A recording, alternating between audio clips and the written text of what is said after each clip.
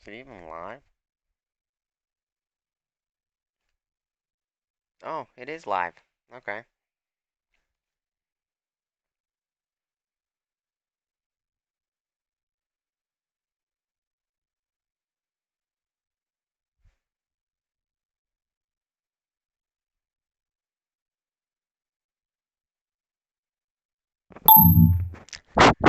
Mic check. 1, 2. Mic check. And check YouTube.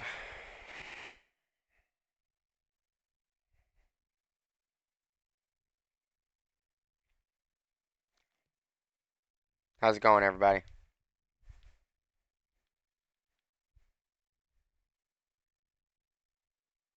How's it going, everybody? Alright, looks like the audio's working.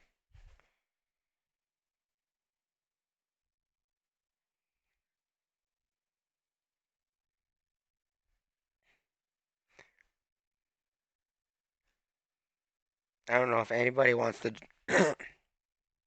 join me on here. I have a meeting up. If anybody wants to join the live stream.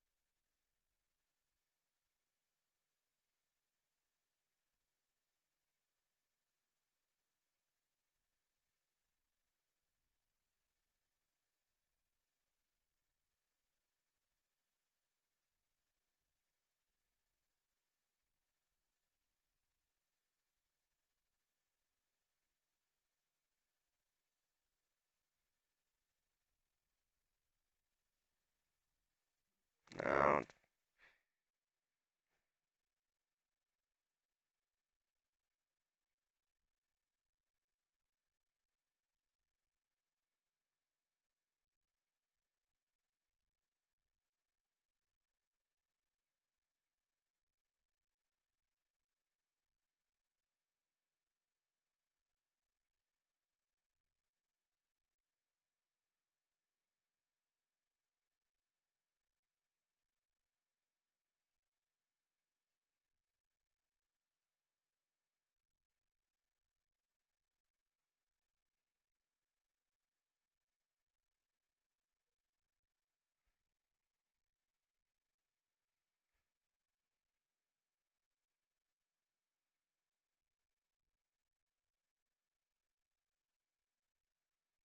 Where is the meeting information?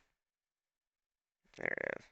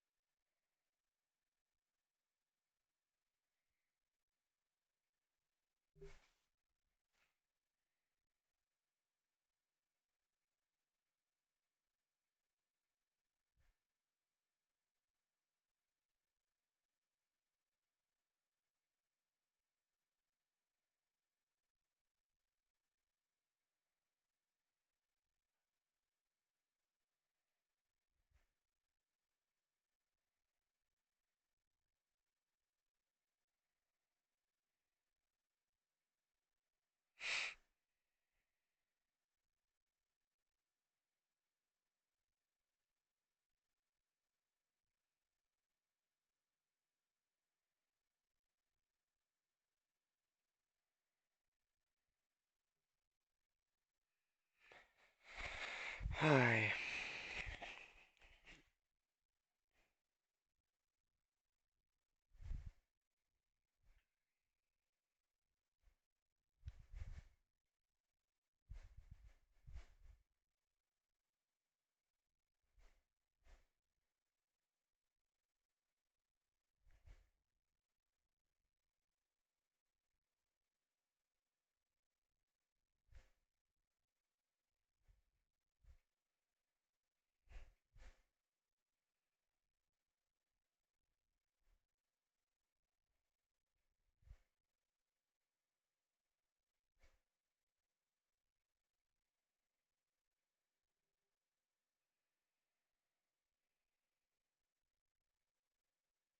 If nobody wants to join, I guess I might as well just turn it off, I guess.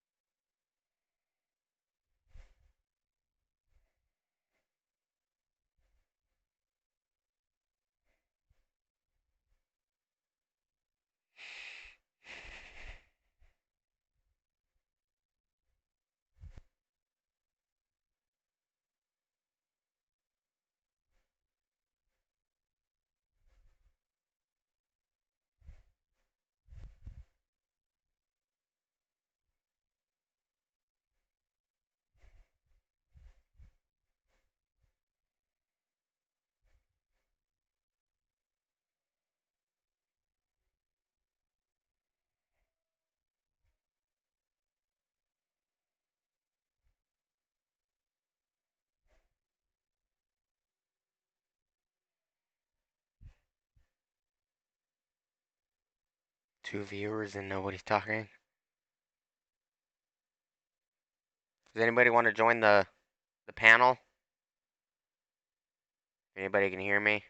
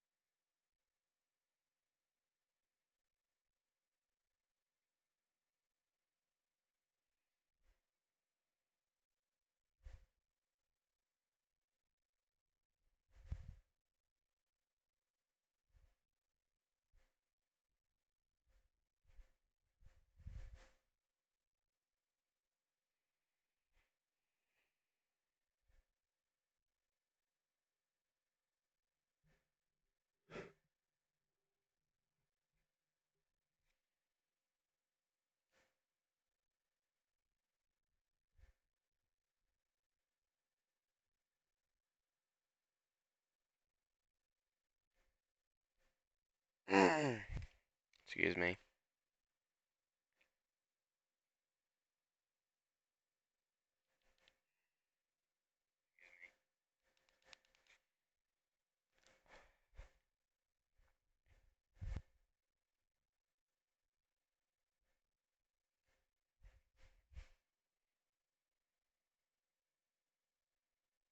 Welcome in.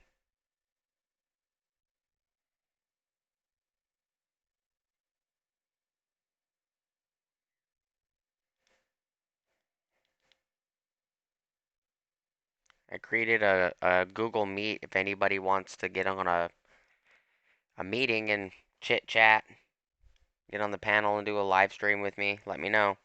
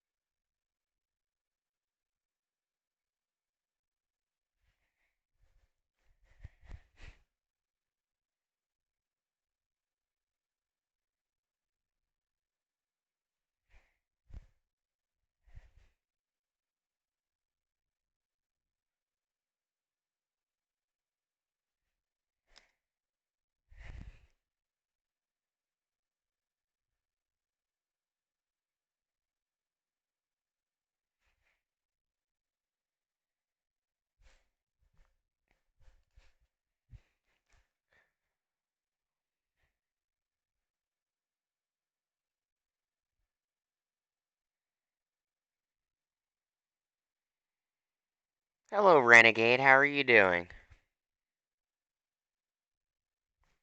Welcome in, man.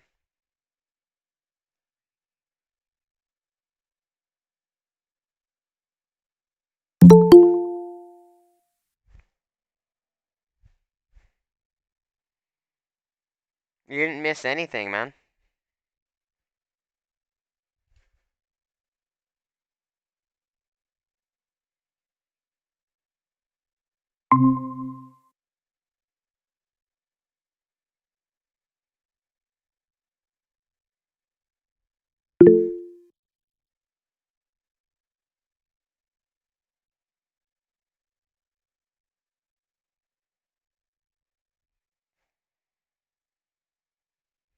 Looks like somebody's trying to join.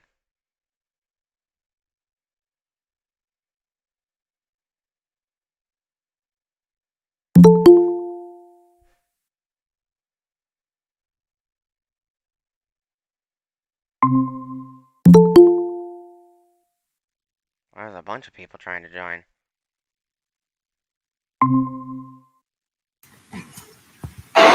Thinking you're in America. Are you serious? You're a long way from home. This is Brazil.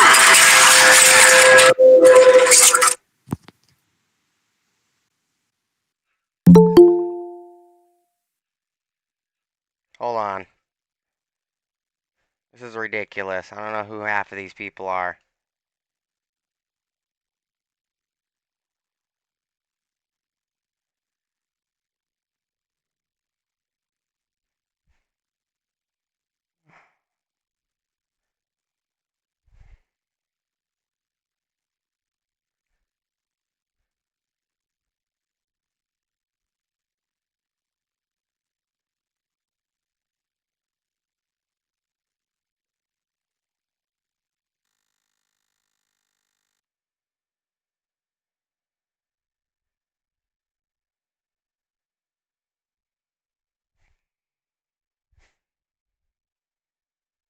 As soon as I fix this, I'll bring it back.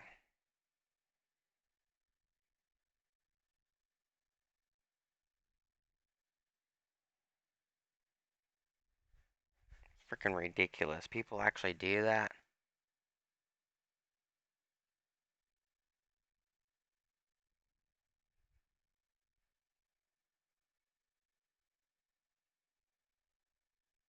Alright, I'm back. You still there, Renegade? Or did everybody leave?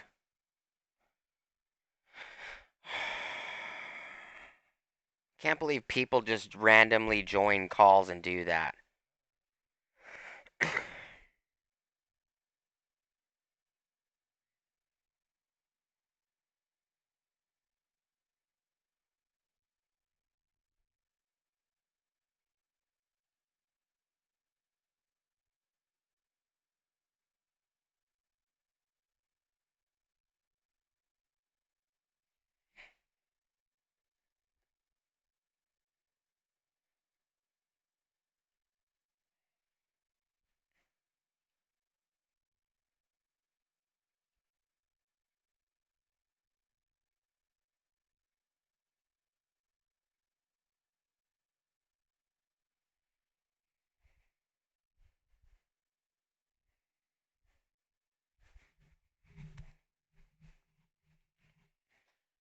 The link is in the chat if you want to join Renegade. I don't know if you have a mic or a camera or anything. You don't even need a camera. If you just have a mic, you could join and we could talk if you want.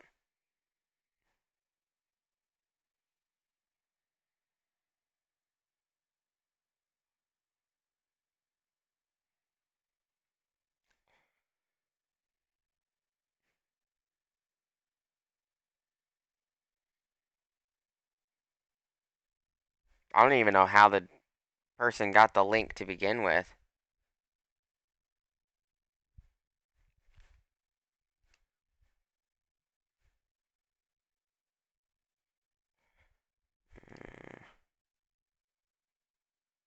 Oh, okay, gotcha. Yeah, I know you don't have to have a camera to get on the stream. You just have to have a mic.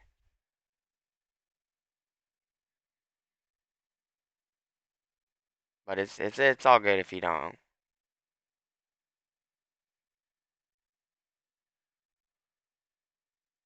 Did you see the episode 2 of Pipeline? I streamed a little bit ago. I think probably everybody on YouTube streamed it.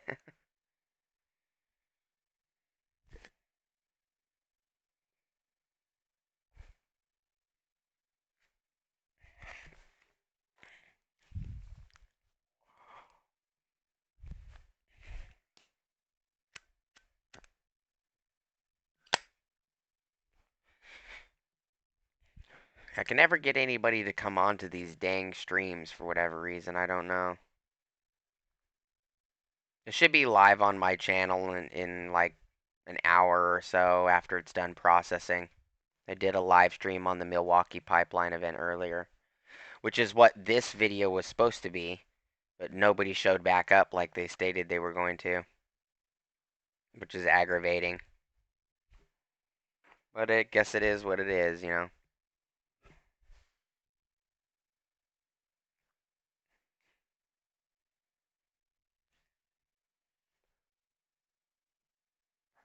Guess that shows you what real subscribers you have. I don't think 90% of the subscribers I have even watch my channel.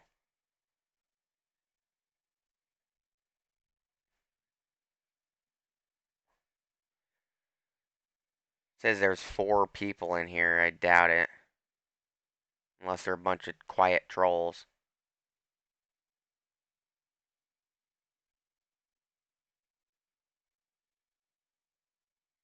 So how you been, Renegade? What have you been up to?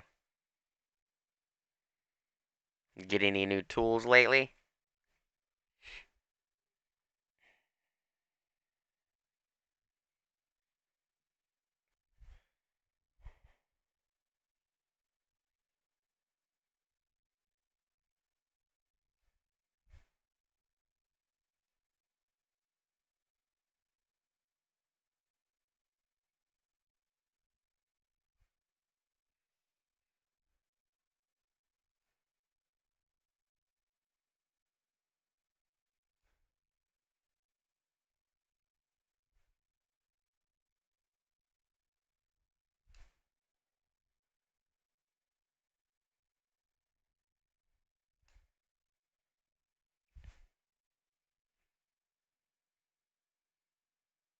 Yeah. Yeah, it is typical. Yeah, they do expect you to watch theirs, but nobody shows up when you do one. Yeah, it is annoying. How do you like the Capri thin wrenches? I'm waiting for my double box end Tecton wrenches to show up, ratcheting wrenches to show up in their flex heads.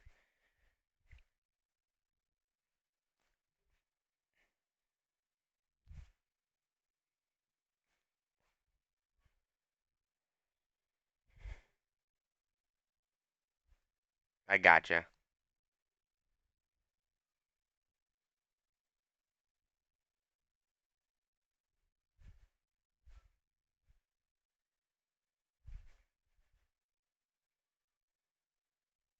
Some videos you don't do, some videos you do. Yeah. That's how it is.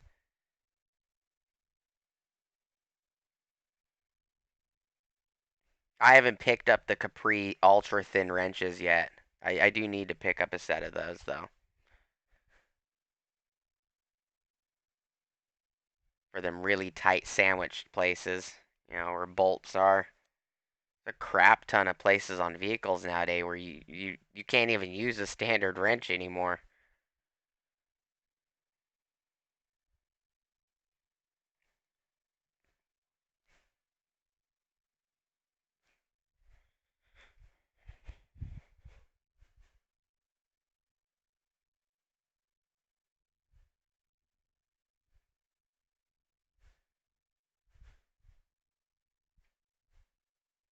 I love the Astro Pneumatic in the Nano sockets. Those things are nice. I think you got a couple. I think I saw in your toolbox tour. I think you had some of those Nano sockets as well.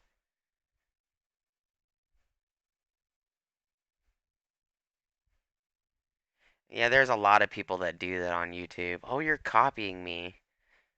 I have some subscribers that are like, oh, well, I want you to destroy tools and I want you to do tool testing and blah, blah, blah. The problem is I don't want to be like everybody else. Now, that's what VCG Construction and Vince from that channel and Nick from that channel and, Clint from Tool Review Zone and Workshop Addict, they all do those tool testing, break them as, take them to the limits and break them testing, and I don't want to do that. I like doing honest videos where you're actually using the tools.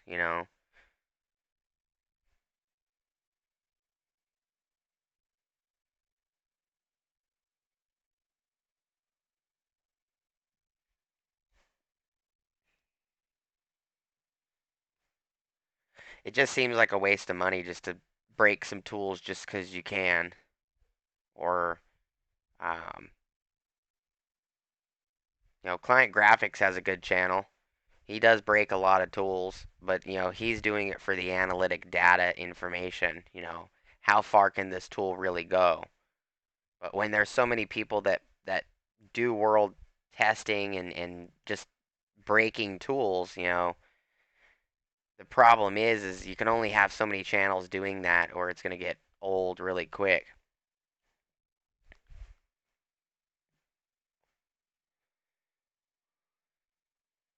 Especially if you don't know how to actually interpret the data.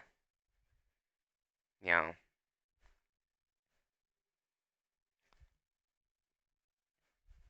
because some people don't realize that when you're using an impact gun, uh, a longer extended socket is actually going to impact harder than a shallow socket, and that's because the longer sockets have more mass, and during rotation that mass is going faster. So, using a deep socket on an impact, it's gonna impact that lug nut or that bolt 4 or 5 times more than a shallow socket. A lot of people don't understand that. They don't know how to interpret the data they're given between a shallow socket and a deep socket or a mid-length socket.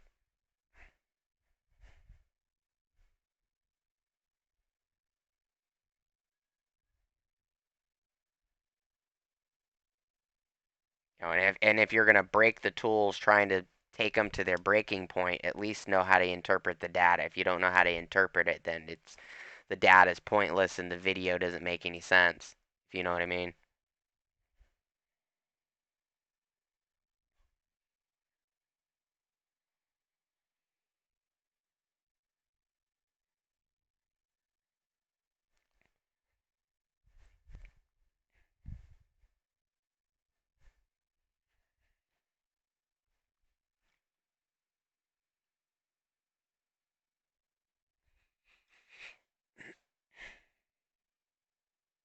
At least we got a good chat going.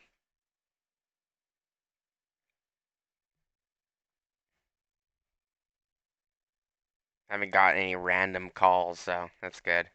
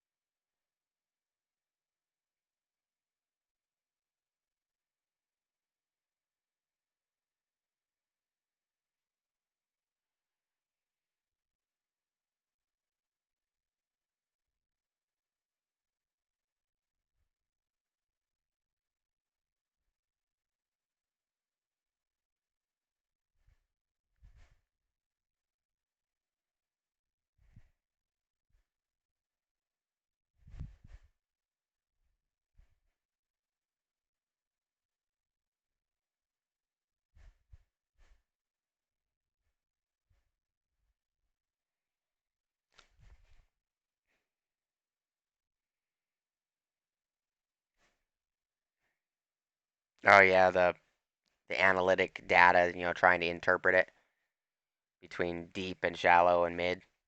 Yeah.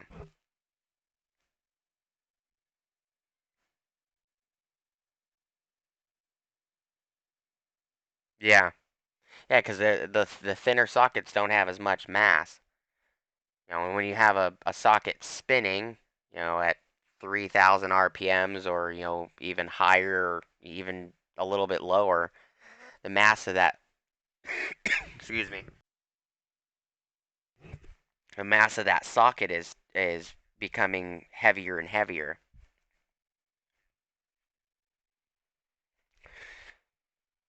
because you have centripetal force plus the weight of the item.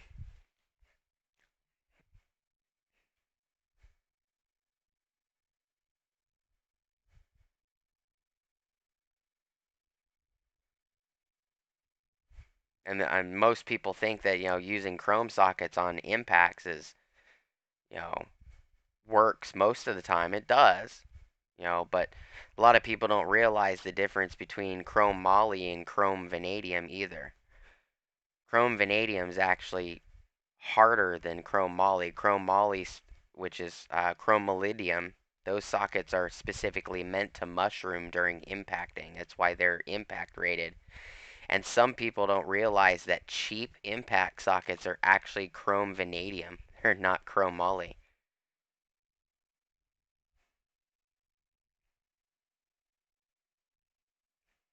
No, you're not the only one that knows. It just, and that's about certain channels, it irritates me. They do a bench test, of an impact being used, tightening, or two or three different brands of impacts being used to tighten, this same size bolt, and you know it irritates me, and I'm like, actually do it on a real world test because, a stationary bolt bolted through a piece of steel, there's no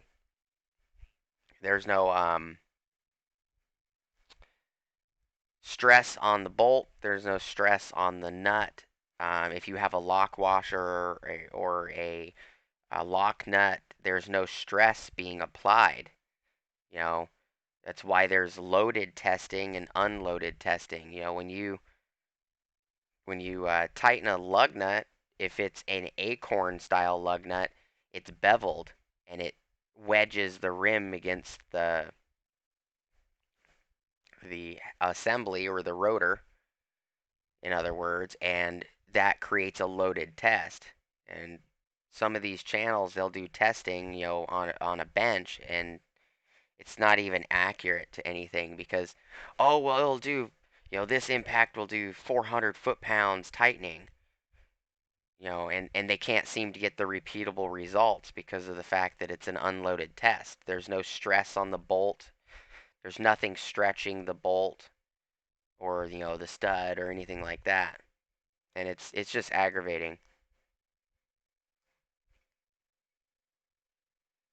That's why, an impact you'll get a result of, 200 foot-pounds, and it won't always be the exact same 200 foot-pounds. The loaded test changes on depending on if for an example, the stud, the wheel stud, if that wheel stud has been stretched a little bit too much on that stud, you can do that same test on 8 different lug nuts and 8 different studs, and you'll get a different foot-pound rating on every single one of them. Normally, because every bolt or stud is different, just the only variable that isn't is the lug nut. But everybody seems to be a YouTube mechanic nowadays. I mean, don't even have to be smart or know what you're talking about. Just as long as you know what the tool is and how to use it, you should be good.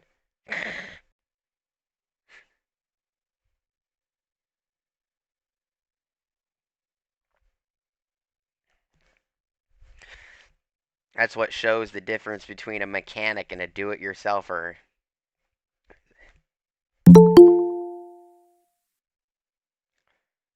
Let's see.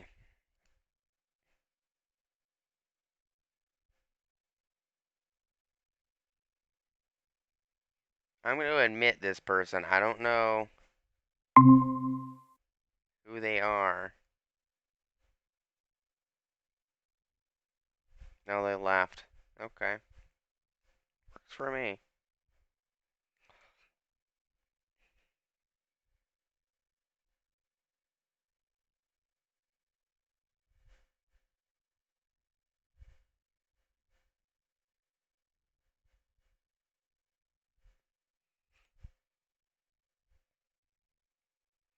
Hey, what's up, Mike? How's it going?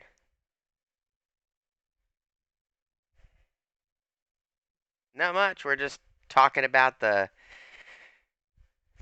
interesting do-it-yourselfers versus mechanics, and I was talking about in depth on the differences between deep impacts and shallow impacts. I'm doing pretty well. I started this to talk about the pipeline event, but everybody that watched that live stream I did didn't show back up.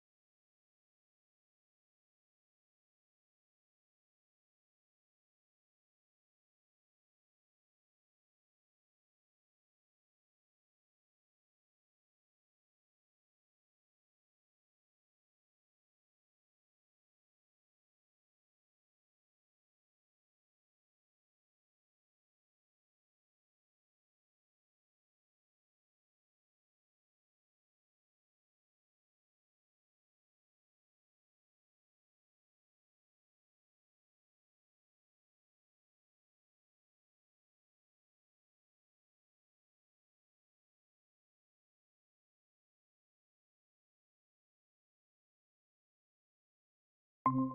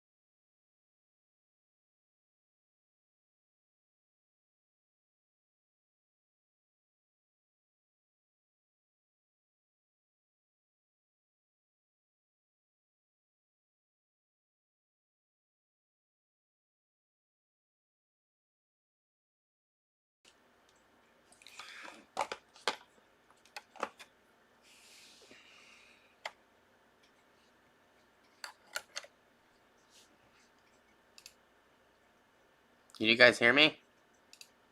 Oh, look, there's audio. Oh, I got audio back. Woohoo!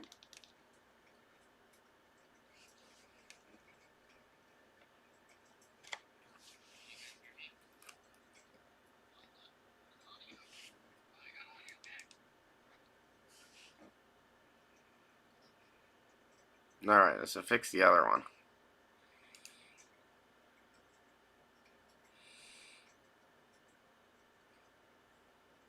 Is it gonna work?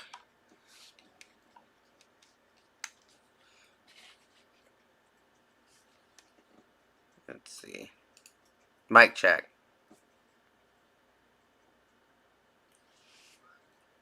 Mic check. Okay, so I have the audio on the camera. The headset's not working for some reason.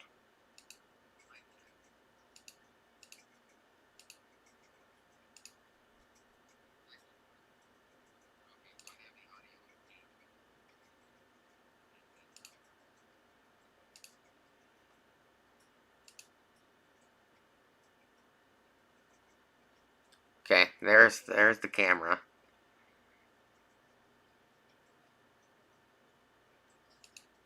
Alright. So it's not hooked to the headset anymore, but I got that up. See if I can rehook it to the headset.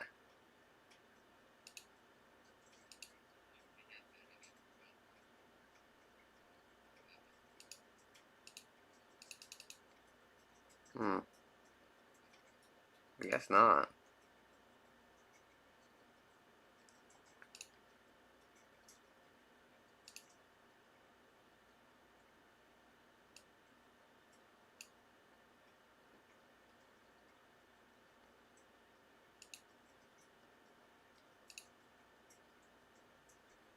Alright.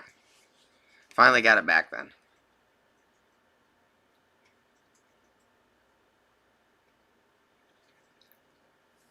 How's it going? Just Ratchet. The stream dropped and the freaking audio and camera and everything just froze for some reason.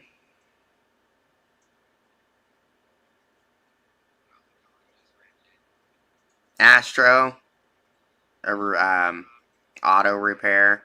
Yeah, he puts everybody on that list. I've only been to like a couple of his videos and he put me on that list.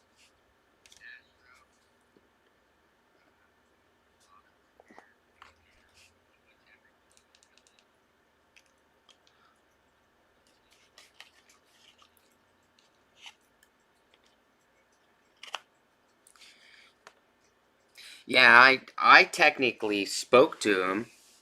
You know, I emailed them and asked to be taken down, and they're like, well, we can't do that. You have to get permission, or you need to admit what you did. I'm like, admit what? Supposedly, I had made a comment between him and um, Eric O from South Main Auto 5 years ago or something, you know, which is unlikely because I wasn't watching videos at that time. And, you know, they even got confirmation that I shouldn't have been on that list from Timmy himself, and they still refused to remove me from it.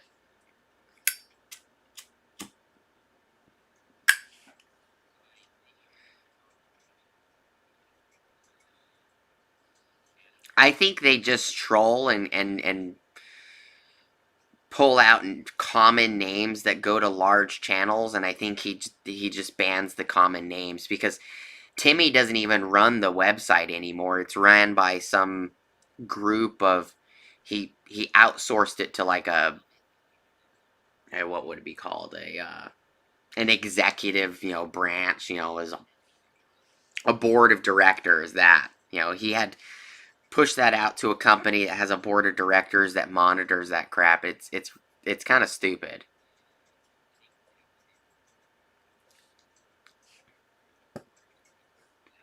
The sheriff. Well, sheriff.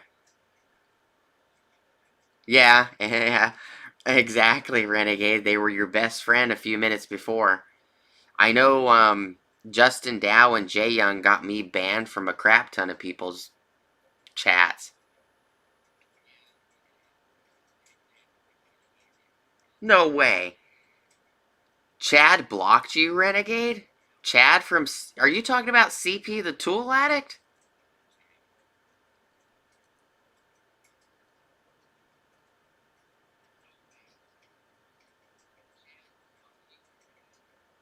Wow, he usually doesn't block people like that. That's crazy.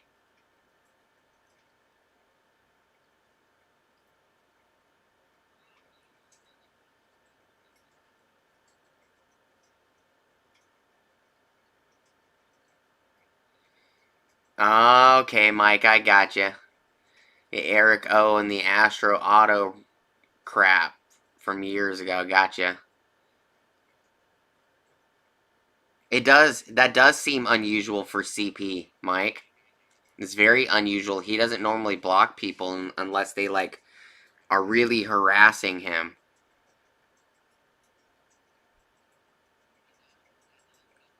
Oh, I think CP mentioned that. He said, I think he mentioned a subscriber asked and it irritated him or something. I don't normally do giveaways. I don't normally ever get involved with them. I've done a couple like VR videos for a couple giveaways. They are a pain in the ass, yeah.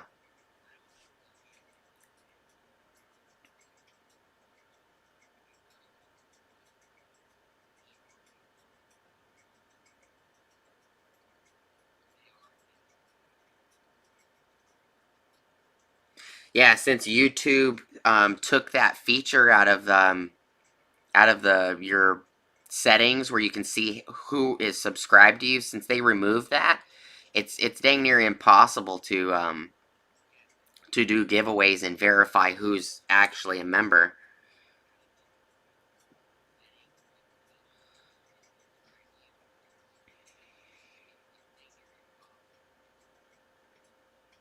Yeah, I can't. I don't understand why CP would have blocked you over a question, though.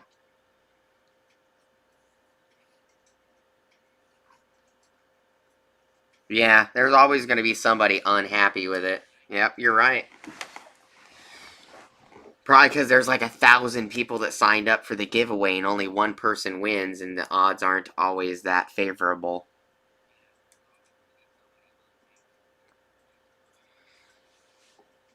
Wow, that's crazy. Yeah, I noticed he's been stressed lately, too. CP's a good dude. Chad's a pretty good guy.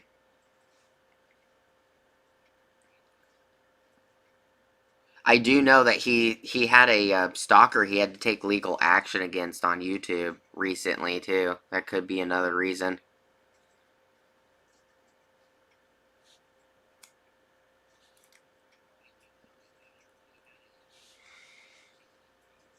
Hopefully, if any of them watch the video, they're not taking it like I'm talking crap or anything. Because I believe CP Chad is a good guy. Bearded CB is a good guy too. Brandon, even Eric O is a good guy, but there's a lot of trolls on here. Yeah, yeah, he had a stalker that literally wouldn't leave him alone. And he was talking about it on one of his live streams the other day. He had some person on stalking him on YouTube to the point that they were making threats and all kinds of stuff. He had stated it on I think a couple live streams ago. He had to take legal action or something about that. I didn't hear the whole conversation, but I did hear some of it. Yeah.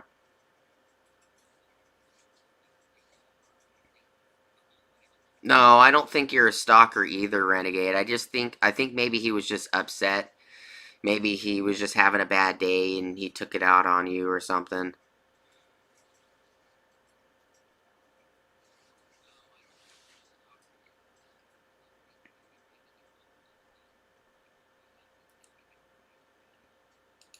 Let me go back to the meeting and put the new meeting link in. If anybody wants to join with a mic or anything.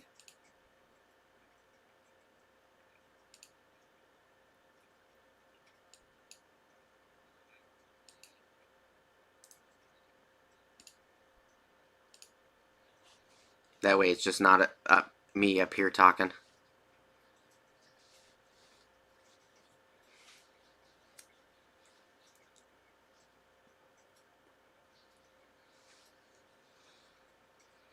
This is kind of an experiment for me. I've never done the multi meetings or anything like that. You know, the live panel stuff.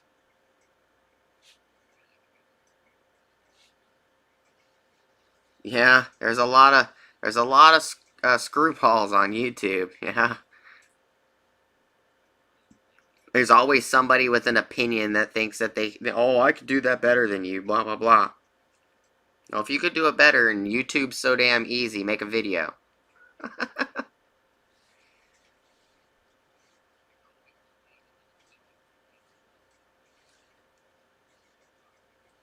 Yeah, I never did anything to Jay Young, and I got banned for supposedly some incident between Justin Dow and Jay Young and somebody else, and they told a bunch of people that I was a troll and this and that, and I got banned from like 50 channels.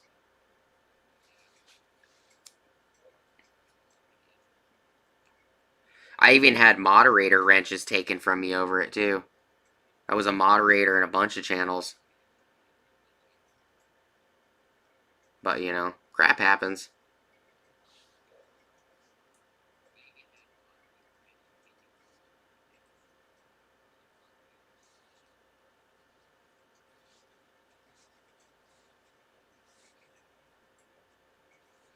What do you mean, just wrench it? Are you referring to me?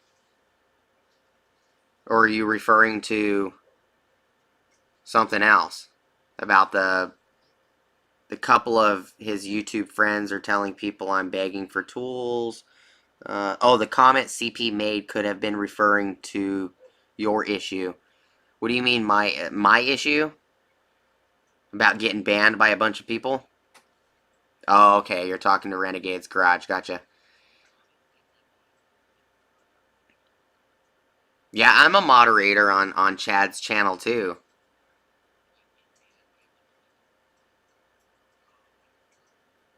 But there are some channels that they just go around talking crap and, hey, what's going on, Grim?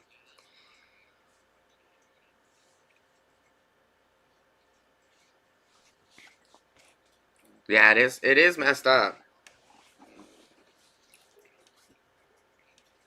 Might as well take the headset off since the audio's not recording from the headset.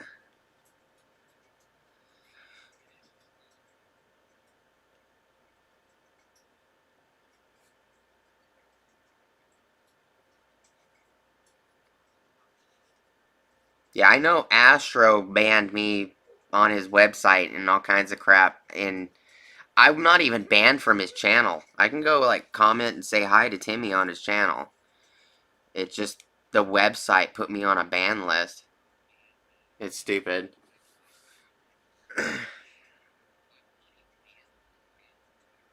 Oh, were they Renegade? Are you talking about Justin Dow, Jay Young, or who are you talking about?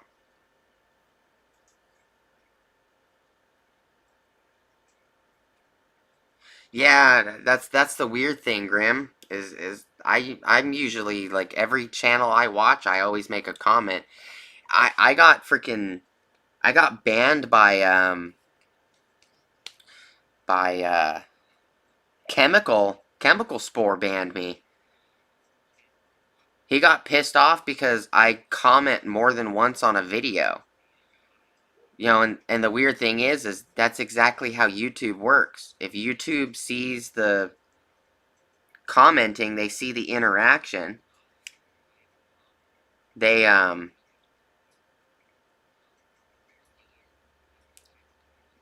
they actually push your content out further. And a lot of people don't understand that my comment, if I only comment once, I didn't watch any more than about 2 seconds of the video. Or I just said, hey, good video. Even if I don't watch the video and I like your channel, I normally say good video. If I comment more than once or like 5 or 10, 15 times, that actually shows I'm watching the video. And Chemical Spore got pissed. He asked me a question about transmissions, and I told him, hey, just go ask the transmission tech that's rebuilding your transmission. He can answer that question better. And he flipped out on me and he got pissed off. He sent me a message on Instagram, never ever talk to him again, don't ever watch his channel or anything else. So I unsubscribed from his channel.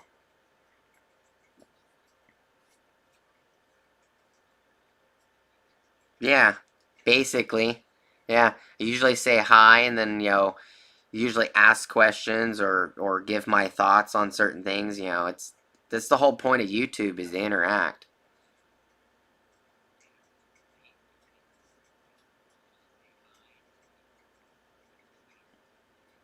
Some people think that too many comments is aggravating, and in reality, the more you comment, the more that video gets pushed.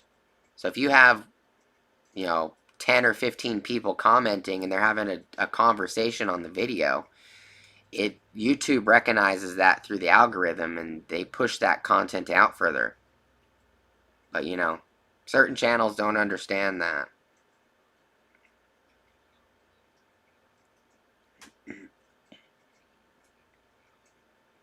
I have called a couple people out though. I did get a lot of hatred for calling Mr. Subaru out.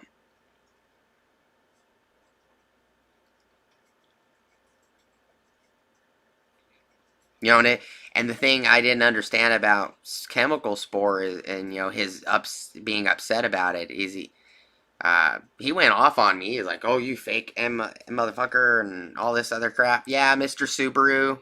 It's Mr. Subaru like 1378 or something. Subitech. Yep. And me and Mr. Subaru don't have any issues. I called him out, told him to make a video. He did make a video. His video was better than mine, and I gave him credit where credit was due. He did a better video. And we went about our day. But I had a bunch of people from Mr. Subaru's channel coming over and just hating on me because I called him out.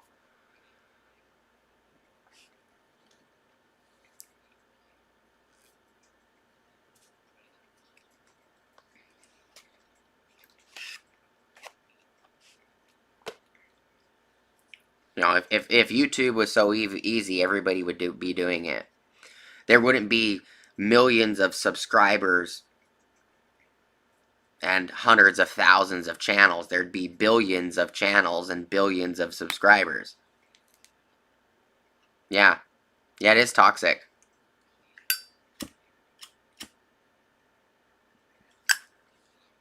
And the only reason I called out Mr. Subaru was because he's like, "Oh, I could do a better, I could do a better job than that." And I told him, "Yeah, if you can do a better job and be more informative, then make a video." Yeah, and I do gaming on this channel too. Every once in a while, I'll do a live stream with uh, Call of Duty or something. Gamers don't fight normally.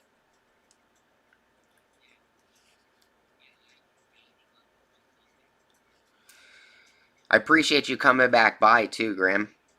Since I ended the Milwaukee live stream earlier.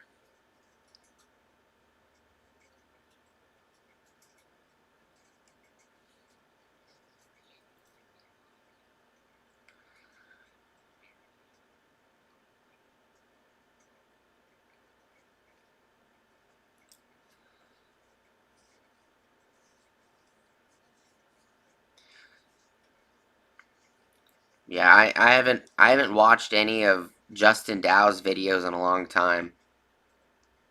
I think Justin Dow just finally unblocked me because I think I can comment on his channel again.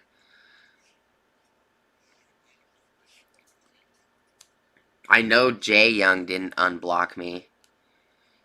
The only credit that I give Jay Young is he physically called me on the phone and told me he was going to block me. I had respect for him for that because he's like, I got to block you because of the situation with Justin Dow and everything. My channel got hacked a while back, and I guess my channel, whoever was using my channel, left some unsavory comments on Justin Dow's channel, and that started some huge war or something. And even though I told Justin Dow that it wasn't me, he didn't care.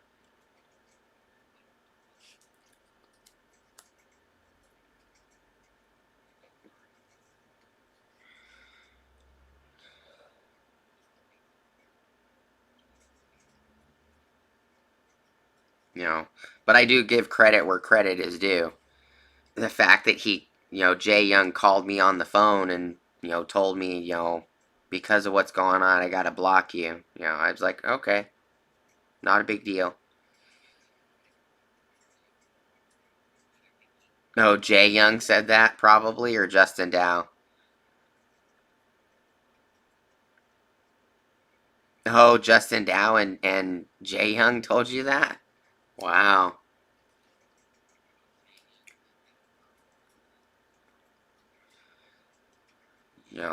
Jay Young doesn't even have any content. All he does is live streams, from what I remember. But I haven't seen his channel or gotten a notification for his channel in over a year. Oh, not Dow, just Jay Young. Gotcha.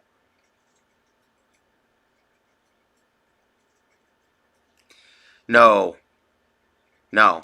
Jehu and Jay Young are two different people. Jehu is, I believe he's Latin or Mexican. He might be Puerto Rican or something. I'm not sure. Jay Young is a white guy that owns a tractor shop. It's like a um it's like an automotive shop for, farm equipment. I think it's his name's Jason Young. It's I think it's Young Farming Equipment Repair or something. He has a website.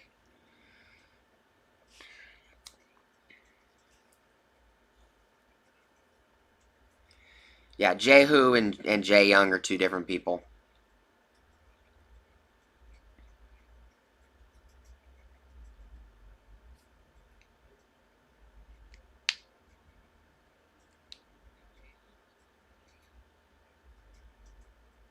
Yeah, normally when I comment on people's channels, I'm usually just trying to give, information or be helpful.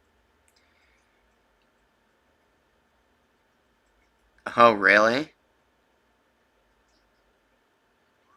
He doesn't even do videos. I mean, he would have a crap ton of content if he physically recorded every, things that he did, vehicles he fixed, and everything else.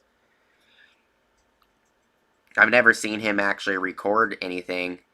All I know is that Jay Young does live streams. And it must be nice to be in the middle of the day and drinking a beer while you're at your shop.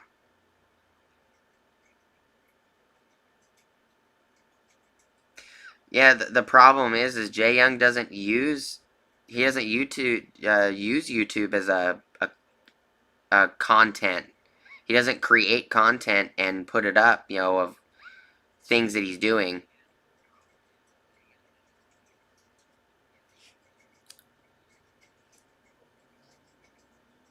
The other thing is it's not even his shop.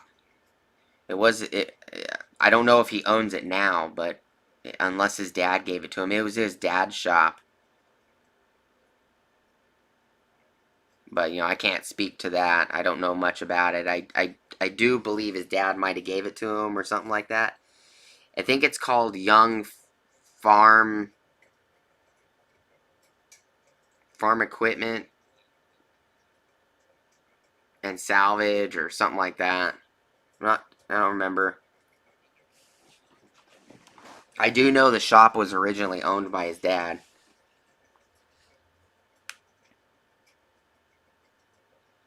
Yeah, that's the thing, Grim, is people think that the video I have a video release every day. And, people think that I did that video that day and, you know, everything else, and I didn't. I recorded most of my videos months in advance.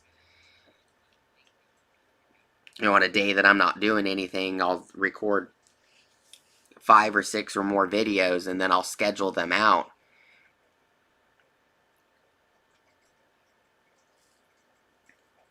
And I started scheduling them out 3 or 4 months. That way, when people ask, hey, do you like this tool? At least I have an opinion.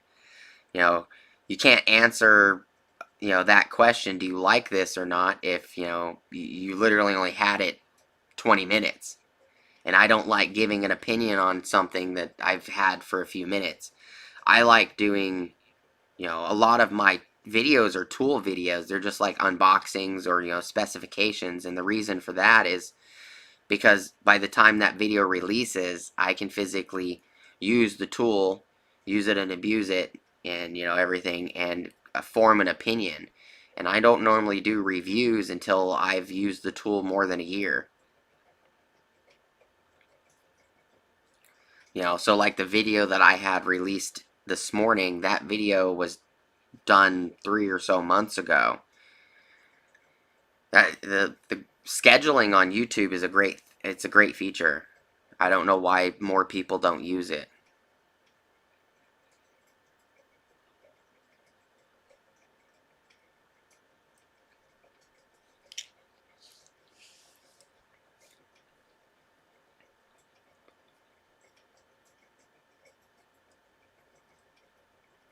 And I didn't bring Jay Young or Justin Dow or any of them up to talk crap about him. They're all good people. It's just I think they're in a different mindset than a lot of us.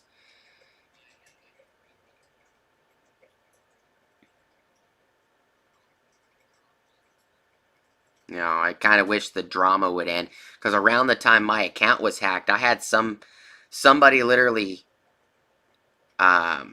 commenting on my comments on one of my videos, and they actually stole my photo, put it on some other anonymous account, and it was like Antonio Claudio Michael Red Wrench Mafia something something Lieutenant, and I was like, really? And I was fighting with that dude in the comments around that time. It was a huge ordeal, and I honestly think that was the person that went and talked shit to Justin Dow, to be honest. Yeah, Red Wrench Mafia, because some random dude stole all my information at that time. I'm sure the comments are still on that video. I don't remember what video it was, but yeah, somebody actually took my entire name, put it on Red Wrench Mafia Lieutenant something, and started a bunch of drama. Yeah. Justin Dow's dad told him to back off, because I'm friends with Justin Dow's dad, and Justin Dow thought I was taking his dad's side, and it was a bunch of huge amount of drama. And I think that was the reason why Jay Young banned me and a few other people banned me, because Jay Young went around and told a lot of people to ban me, including Astro Auto Repair.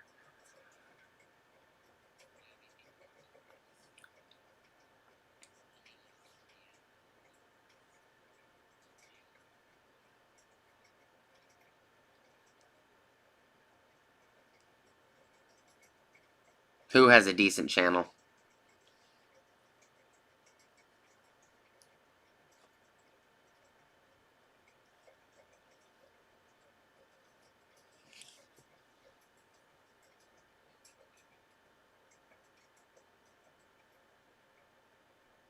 I wish I had somebody helping me with scheduling videos and editing. That would be nice. Dow's dad, home handyman. Yep. Home handyman stops by my channel every once in a while, says hi or comments.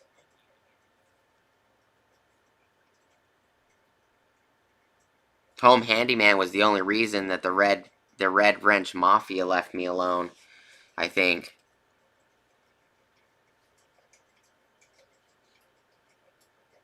Because right after I spoke to him, because Home Handyman called me on the phone about a bunch of stuff going on. He was talking to me about the drama. And he said that they wouldn't be bothering me. And then all of a sudden that Red Wrench Mafia Lieutenant account with my name on it vanished. I actually had to fight with YouTube for like 3-something weeks. I had to physically give them my driver's license and everything just to prove the channel was mine. It was ridiculous. Oh, did you really? Wrangler Star doesn't comment on many channels. Cody from Wrangler Star. That's pretty awesome.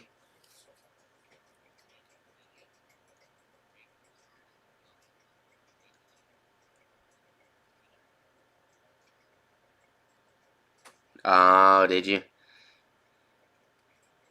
Is that why he commented on your channel? Because you were talking crap?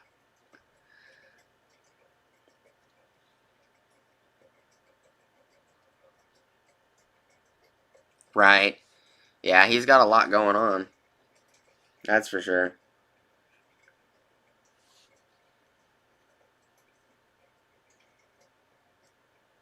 Oh, okay, gotcha. You were talking crap in a sophisticated way.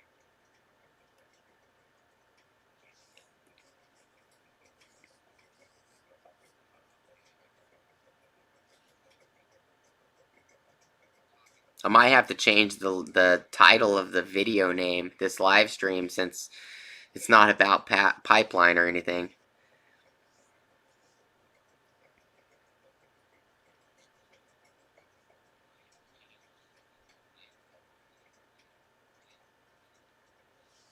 So, just wrench it. What are your thoughts on what have you come up with an idea on what you're gonna do with all those what were they, 1/4 inch kits on your last live stream?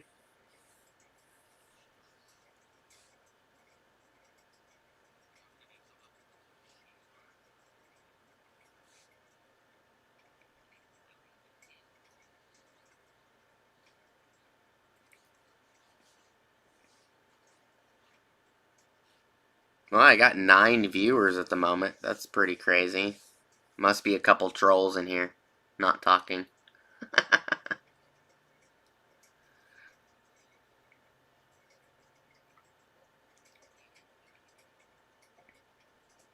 Okay, just a comparison.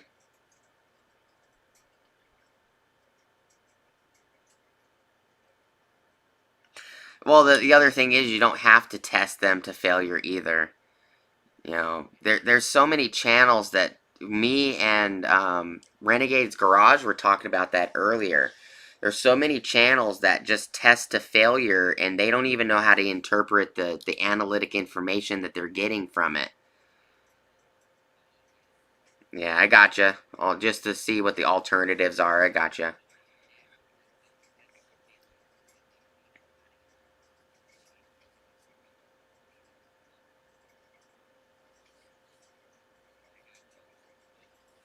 What do you mean CG?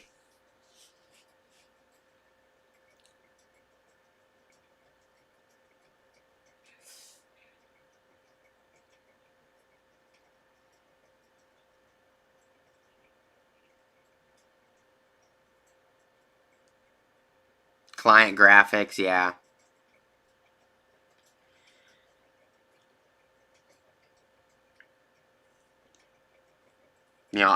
I totally understand if you want to test something to failure, but you have to.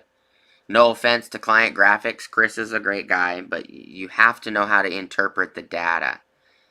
You know, you can't just run an impact wrench on a bolt on a bench test, and expect the results to be more than helpful.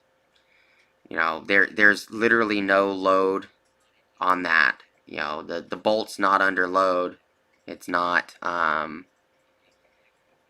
it's not under any stretch other than the amount of stretch that the impact puts on the nut. And it's basically an unloaded test because it's just a bolt going through a piece of steel, with a nut attached to it. And if you put a washer on it, it's going to change the torque rating if it's a regular flat washer, or if it's a beveled washer, or if it's a lock washer. It changes specs. And me and Renegade's Garage were talking earlier, and I was talking about the reason that deep impact sockets tighten with an impact more than a shallow socket or a mid socket, and it's because the socket's mass is larger, it weighs more, and centrifugal force and the amount of spinning, and the faster the socket spinning, the heavier the socket becomes, which causes more impact and more tightening force.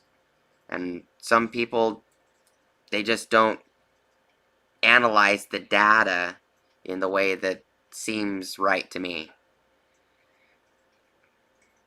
It's all good and dandy if you want to take a torque wrench and test the bolts on an unloaded test, but you can take an impact with a deep socket and do that test on 8 different lug nuts, and it's all going to be different. The amount that socket tightened that lug nut is going to be different compared to the next lug nut, because it depends on how much stretch that stud went through compared to the other stud. If somebody tightens one lug nut more than the rest 99% of the time, then that means that stud has more stretch than the rest, which means it's not going to be as tight as the rest.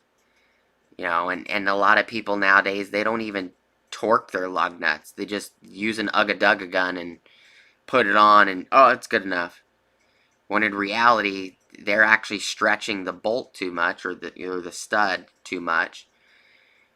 Just because you have that tool on low, don't mean it's not going to put 400 foot-pounds, especially with like a high torque. Accidentally put 400 foot-pounds on a stud and a lug nut that's only meant for 140 or something. It's eventually going to screw it up.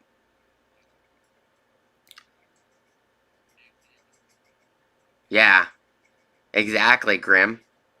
The mass of the socket plus the rotational force makes the mass of the socket heavier, which is where you get the being able to impact it more. Where you take a mid-length or a shallow or even a nano socket, and it's not going to impact as hard because it's got less mass. Yeah, we did salvage the conversation and change the conversation, yeah.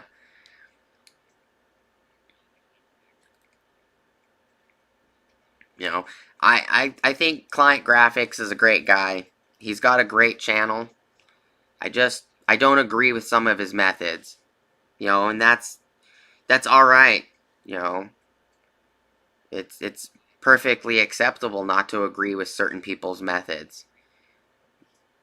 You can do torque testing and crap all day long. If it's the content that makes him happy, and that's why he records it, it's more power to him. Which one? You talking about the 12 volt extreme at lows?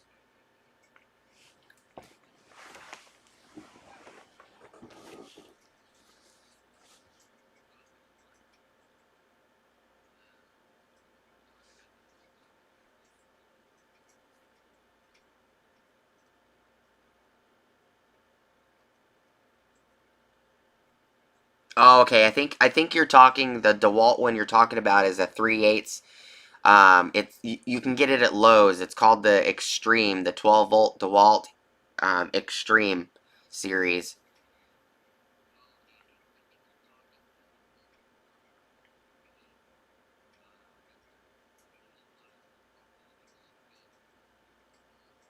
Oh yeah, Montevello Mustang. Yeah.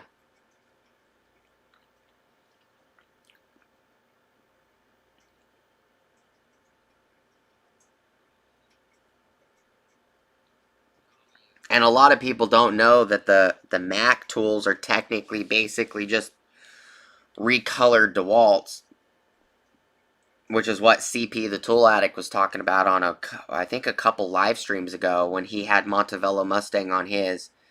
They're basically the same thing. It's just a different color and it's got Mac's name on it. You can go to Home Depot or Lowe's, buy a DeWalt batteries and put it on the Mac version.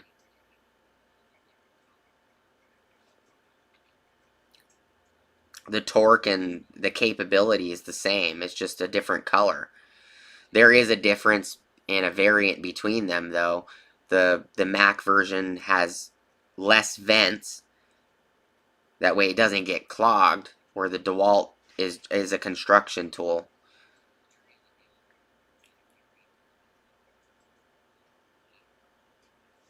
Oh, okay. It must be new then, because on Chad's live stream, Chad was showing the Mac and Montevello Mustang was showing the DeWalt.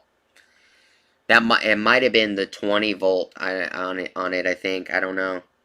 I don't remember the live stream, to be honest with you.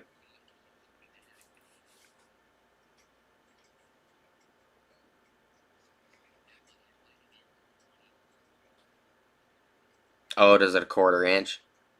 Oh, okay. But like I was saying earlier, Client Graphics is a great guy, and there's a lot of great channels out there. Workshop Addict, they do tool testing to the extreme as well.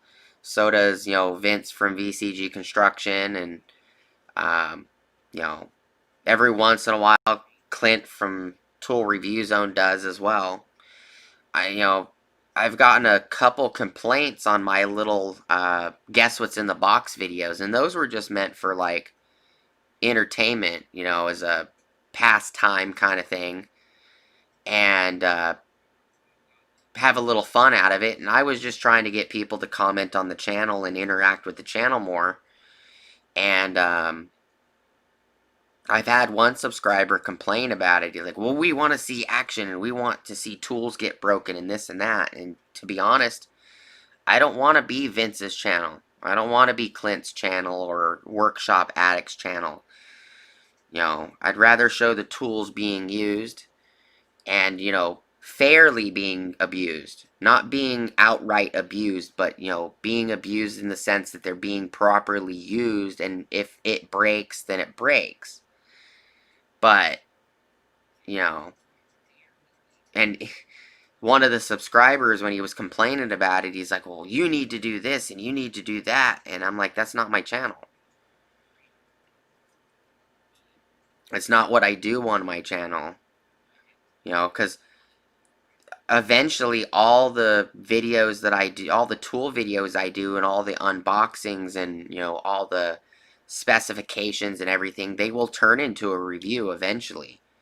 But I'm not gonna be one of those people that gives an opinion right out of taking out the box, And sometimes I do give an opinion, like how it feels in the hand, because, that could be a make or break thing for certain people. Like my wife, the DeWalt tools, even the 20 volt DeWalt tools, they fit her hands better than my Milwaukee M12s. And my wife also buys me lots of tools. And that's, why I'll buy a couple tools here and there, and then, all of a sudden she brings me home 5 or 6 tools, and I do do unboxings on those. But, and I don't normally buy like multiples of the same thing just to do testing on, like you are, just Ratchet. You bought a bunch of different socket sets to do comparisons.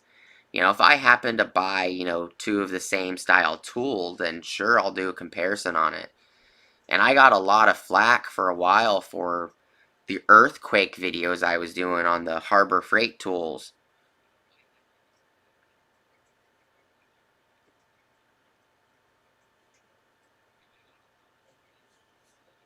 Like I bought a steel combi system, weed eater attachment system, and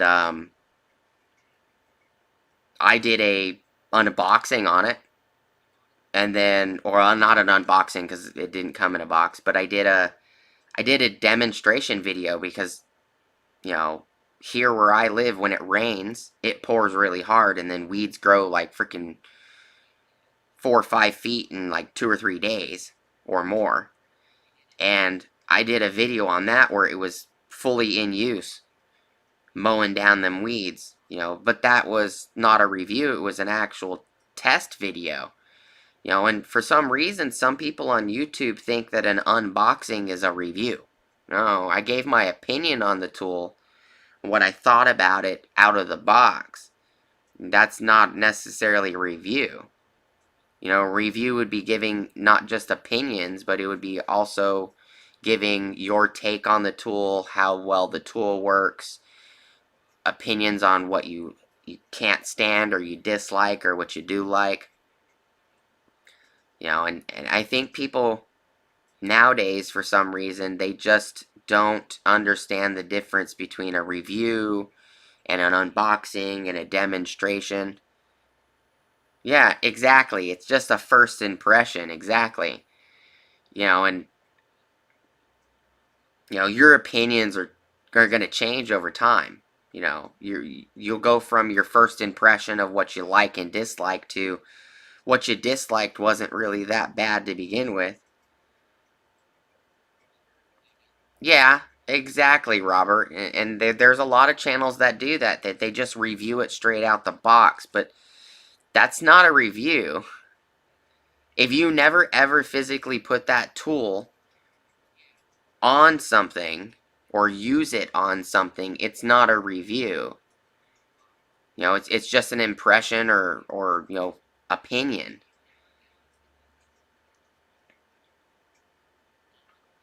And that's something I just absolutely do not like about certain channels. You know, an unloaded test is definitely different than a loaded test. It doesn't matter if it's an impact or a bolt or a socket, or it doesn't matter. Loaded and unloaded is totally different. You can do bench testing all day long and never ever get the same result. Even if it's the same socket, the same torque wrench, you know, the same impact, or even with, you know, impact drivers and, you know, wood screws, the variant is the wood. The variant is the screw. Not all screws, you know, wood screws are created the same. Just because you got 50 of them in the same box don't mean that they're tempered the same.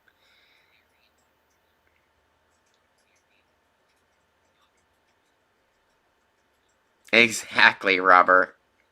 Yep. Most reviewers wouldn't know what to do with a tool if their wife showed them, yeah.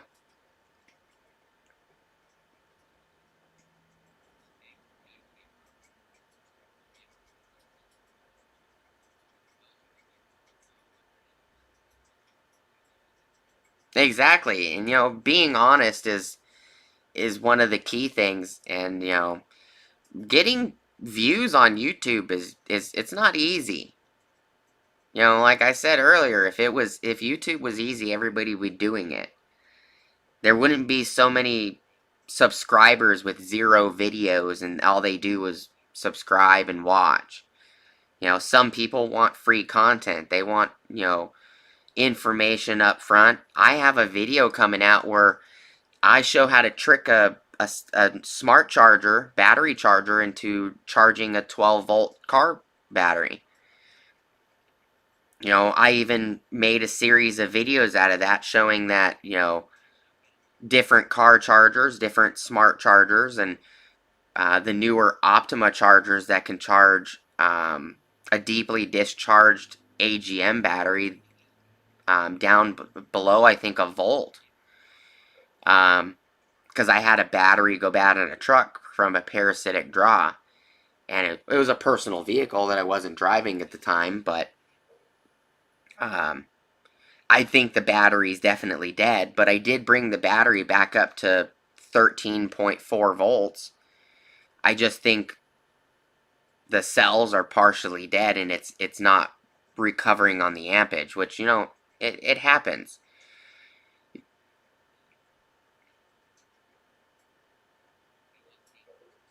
Right, Robert.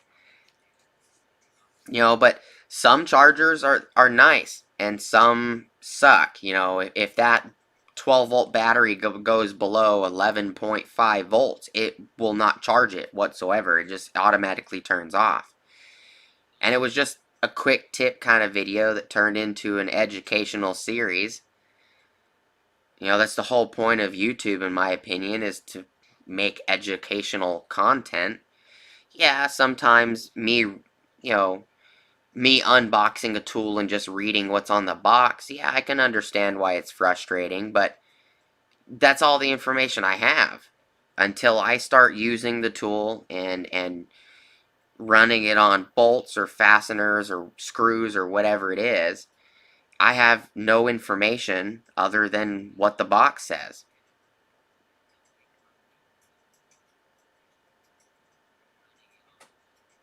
Yeah,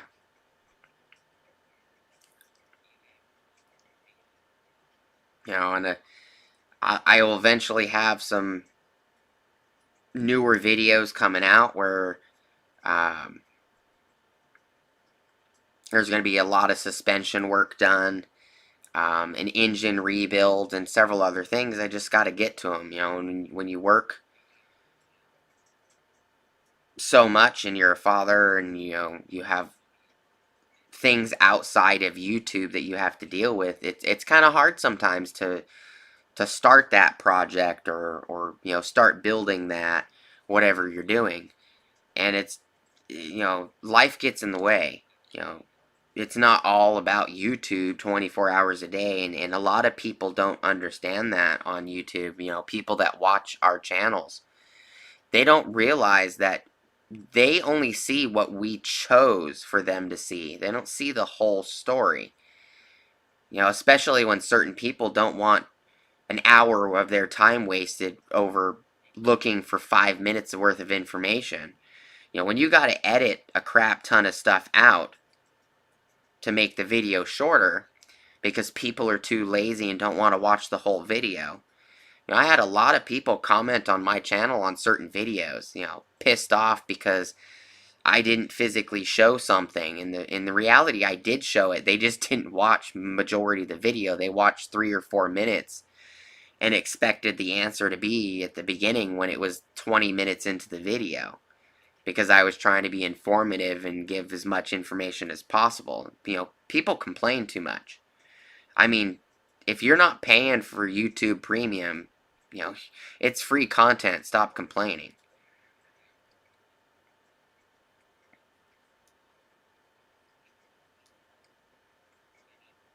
It's aggravating. There's a lot of things about YouTube that are aggravating. Between the drama and being even drama you're not a part of, being brought into it's annoying.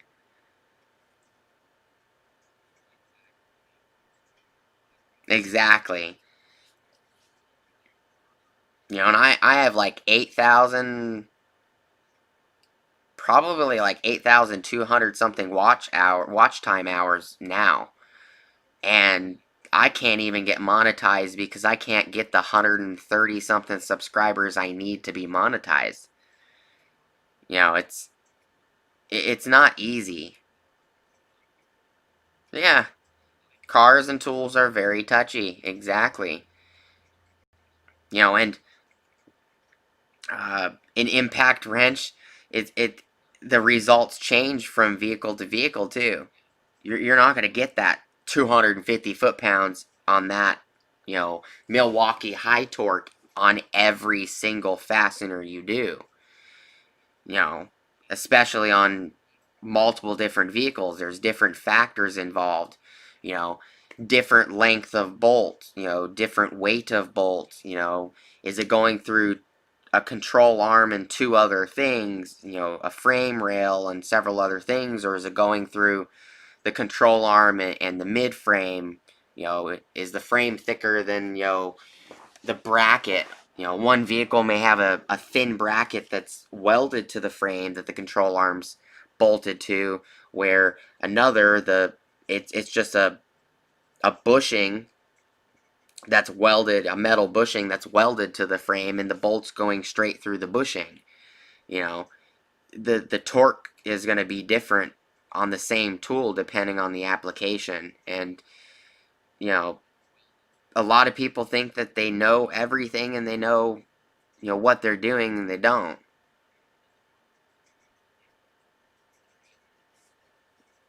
Yeah, I've been doing this for several years, Renegade, and I'm not even at 1,000 subscribers. It's not easy. It takes a lot of time and a lot of work, and sometimes you can get burnt out on it, and it's tiring. But you'll get there. The best advice I can give you, Renegade, is don't think about it. The less you think about how many subscribers you have, or how, you know, the less you think about that, or the less you think about how many watch time hours you have, the faster you'll gain it. I stopped looking at my subs at one point for over a year. I went from 300 something subs in that year when I wasn't paying attention to it every day and obsessing over it. I went from 300 something subs to about 600 subs, and then I stalled. And when I concerned myself with the subs again and started trying harder to get more subs, it just made it feel like it took longer because you were super hyper aware of it, and it didn't help. My best advice would be just to ignore how many subs you have and ignore how many watch time hours you have, and make the content you want to make what makes you happy. Because the other thing about YouTube is a lot of people, they bitch and complain. You need to do this and you need to do that. You need to make this video. I said, no, I don't need to make that video. This is my channel.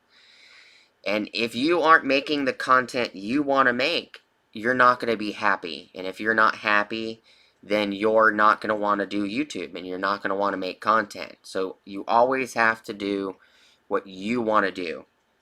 And no matter how much people complain about how long the video is, or if the video wasn't long enough, smile, say thank you, and just go on with your day. You can't make everybody happy, and that's another piece of advice that I would give you. You can't make everybody happy.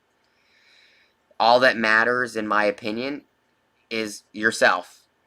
If you're happy with what you're doing,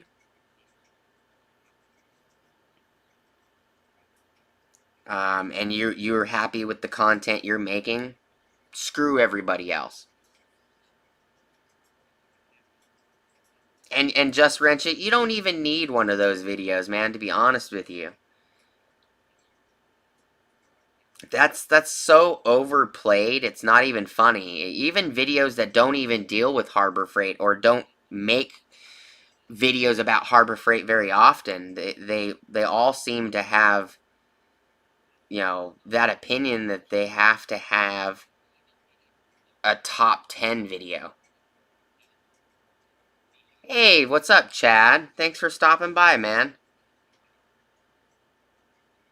Exactly. You know, they direct you to, because they're selfish, and the problem is you know, if you're so selfish about it, frickin' make the video yourself. Stop barking orders at other people, especially when the content's frickin' free. You know, I struggle just to get people to click on my, you know, my affiliate links. It's you know, YouTube's not easy.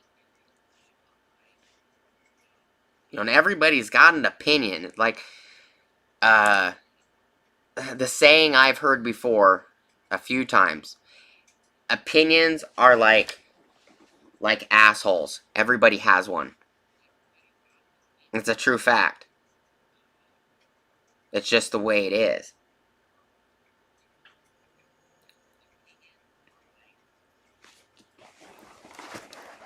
And I have videos coming out about the Astro Nano sockets, and CP the Tool Addict did a video like a week ago about I think it was Mac wrenches and the retention ring, because the Astro Nano sockets have the retention capability on them.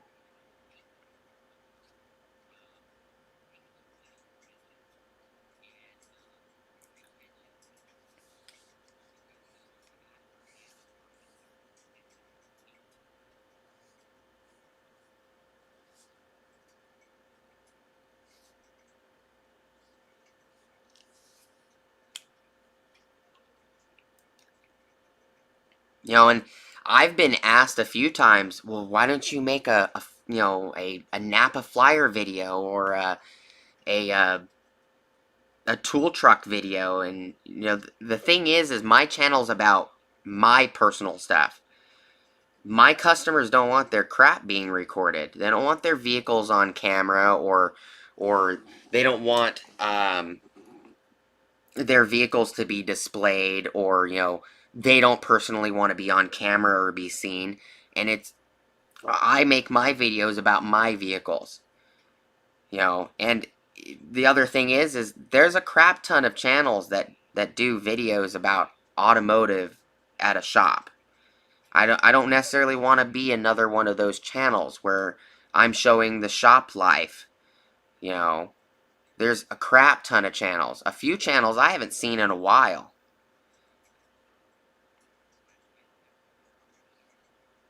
No, you're not the only one, Robert. I hear it all the time. I don't want my because I have a few clients that they don't want their $140,000 build being shown. A 1970 Nova, fully decked out, dragged, for racing, drag racing and everything. They don't want all that stuff being shown. And it's totally understandable why. I have fleet companies that show up and get service from me. And I'm not normally at the shops. The shops are ran by my employees, and I normally do the mobile repair. So I get a lot of mobile repair calls, and that's what I usually do hands-on. And most of what people see on my channel is what I'm doing at home. The vehicle I'm fixing at home, or I'm upgrading at home. It's not, the mobile service calls or the auto shop. And I don't see the point in doing, tool truck videos. Everybody does one. Justin Dow does them. Freaking Redemption Garage does flyer videos. I don't want to be like every other person on YouTube, and I think that's what a lot of people expect. Oh, you do automotive, you should be like everybody else. Exactly, Chad. When you don't have cooperative people, it's not easy to make the content. And I revert back to, just doing the content on my own personal vehicles. And a lot of my service calls are, big rigs. They're truck drivers. They're on a time crunch. They got to get their supplies to where they're going. And videos, a lot of people don't understand that recording makes them twice as long.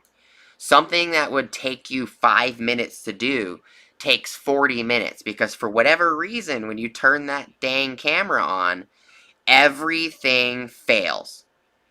Everything goes wrong in every possible way. Whether it's the bolt doesn't want to come out, or the bolt strips, or you break the bolt off, and it makes everything worse. And the other problem is sometimes when you turn the camera on, you go brain dead. And you forget exactly what you're saying. If I put my bloopers in, there would be like 20 minutes worth of bloopers about the 80 or 100 mistakes that I've made or messed up on, or I said it, the term wrong. I made a mistake one day on a video referring to a drag link as a tie rod, and everybody went ballistic on me. calling me a moron. No, I made a mistake. I forgot what it was called, and I went brain dead at the moment. And the first thing that came to my mind was the wrong name. You know, recording doesn't just make everything longer. It sometimes makes it more difficult. Especially when you're trying to catch it on camera.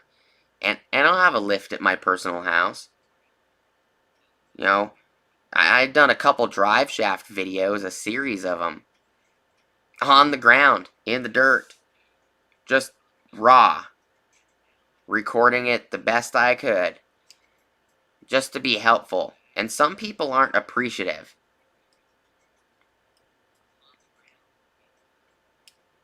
You know, like Brandon, Bearded CB82, great guy. He does lots of awesome videos on Capri tools. I have lots of Capri tools. I just haven't done many videos on them.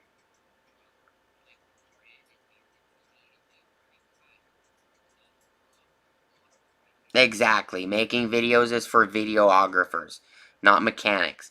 And my background's in computer engineering and computer repair, you know, and that's why my intro says automotive repair and computer repair, tool videos or tool reviews.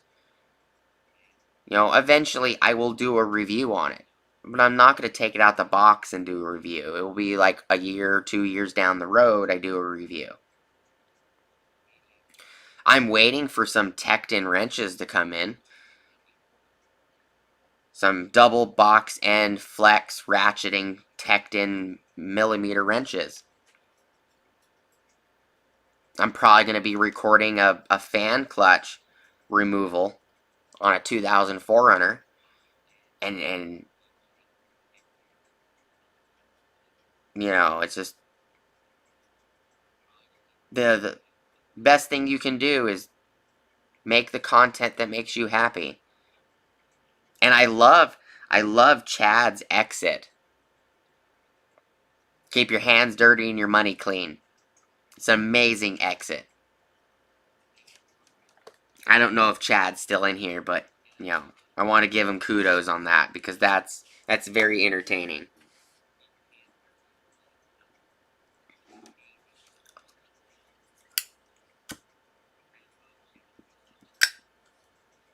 You know, and it's not easy either. You know, I'm not that huge, enthusiastic, happy person. You know, I have 6 kids. I'm always busy. I have businesses to run. Sometimes I just don't have time. And the right money's technically not clean, but he's referring to, you know, keep your money clean, which means, don't steal, you know, um, in a sense like laundering, stuff like that. Don't be a criminal, you know. Keep your hands dirty, enjoy life, enjoy what you're doing. Keep your money clean in the sense that, don't do anything stupid.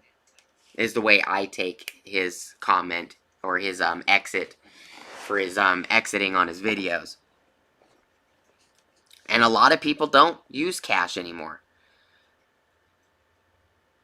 Exactly, Jimmy C. It's not easy being the actor, the producer, the cameraman, the editor, and everything else. Vince kind of has it easy from VCG Construction. He has a team. Sometimes he records the videos on his own, but I don't think Vince always edits them.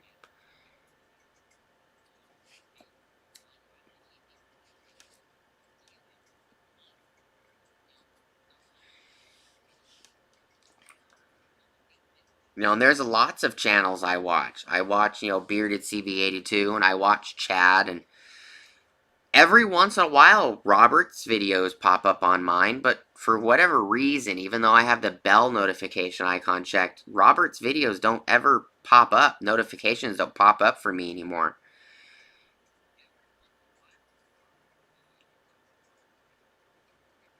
And it's all up to what you want to do. If you want to hire somebody to edit your videos, by all means. But just getting monetized, recently, the cash flow is not going to be that fast for most people. Cash flow isn't just instantaneous. Sometimes it takes months, sometimes it takes years to get a good cash flow. But, originally I wasn't doing this for cash. I was just doing it trying to help people.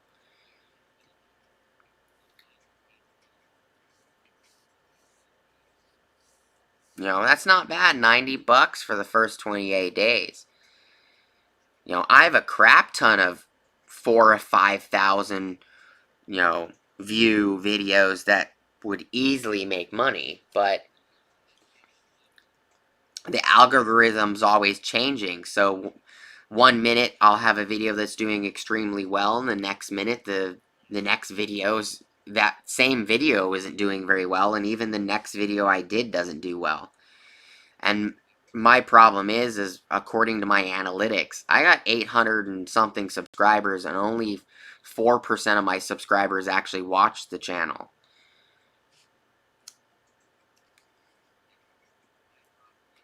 It's not easy when that ratio is so low. And I even did I also use my Instagram to leak information. So, if I'm going to be doing an upcoming video on a specific tool or something, I usually take a couple photos and post it on Instagram, and try to use that as to help me out. But sometimes it just doesn't work, and not a lot of people watch my channel, according to my analytics, anyways. According to the information I'm given, sometimes it's not easy. And when you're spending a lot of your time making videos, sometimes it can be discouraging when you get thousands of views, but the only comments you do get are rude or people barking orders at you, and it's not fun. Sometimes, it's very annoying. And the other thing and reason I schedule videos out several months in advance is because then that gives me a break. I got 50 something videos scheduled for the next 2 months or so, or a month and a half or so, which gives me an availability that I can just take a break at any time, go play with my kids, or go do more service calls or do other things.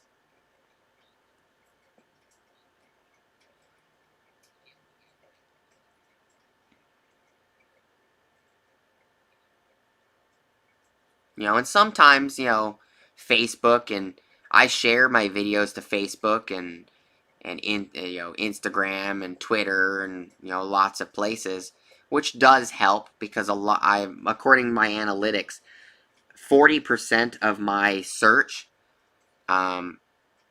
is actually not on YouTube. I physically brought them to my channel using something else. And exactly, time is money.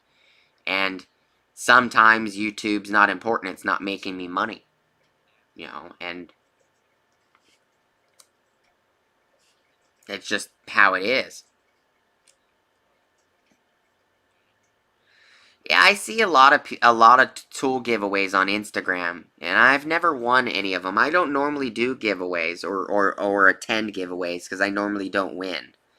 I've probably attended 2 or 3 thousand and never won anything on Instagram, but I did win a Caprice set from Bearded CB82, and I use that set all the time, and I haven't had any issues with it so far. I haven't broke any yet.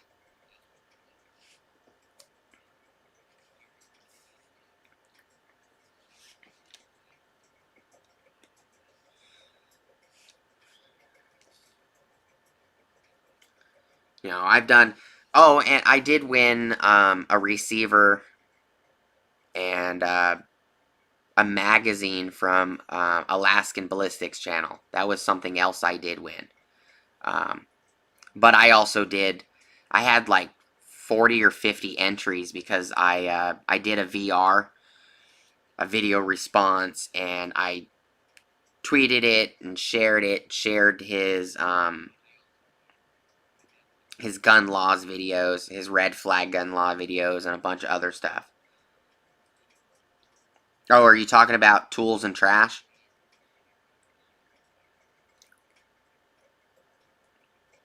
Alex is a pretty good guy. I don't think Alex is subscribed to me, but you know, he's got a good channel.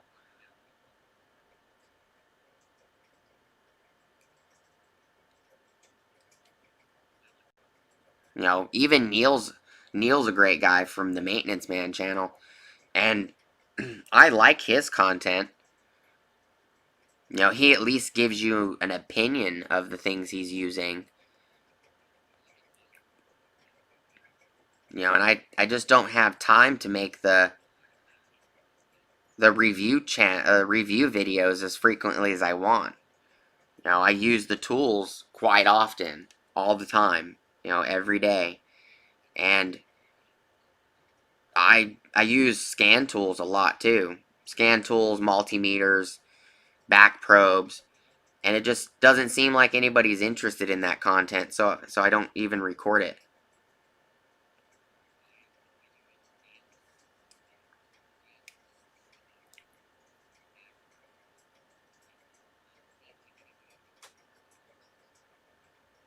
Oh, really, Robert? That's funny.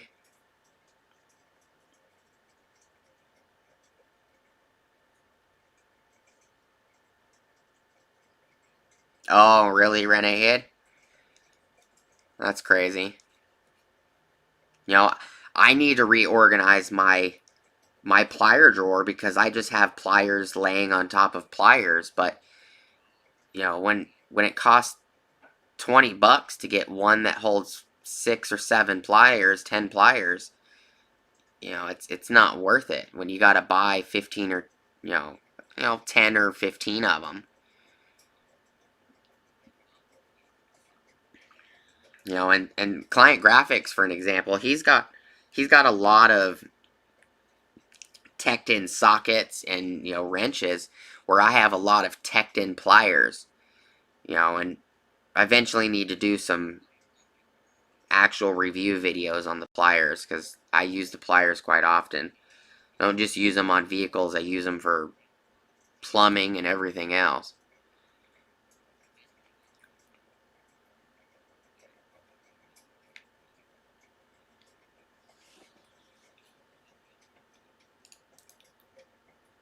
And I'll drop this link again. I don't know if it's... Yeah. If anybody wants to join the live, you know, on the panel, so I have it set up in a meeting.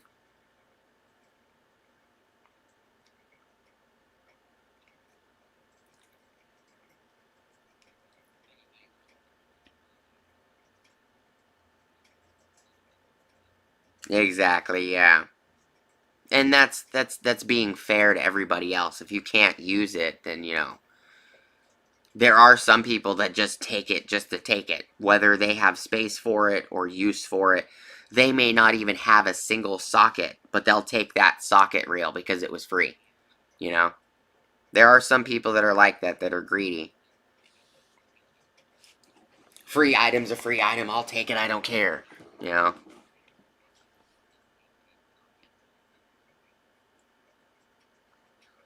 You know, I have a crap ton of freaking Chinese companies wanting to send me crap, and I very rarely do any video on anything that I've been sent unless it's intriguing to me. And I normally ask you guys, the subscribers, if you even want to see content on it.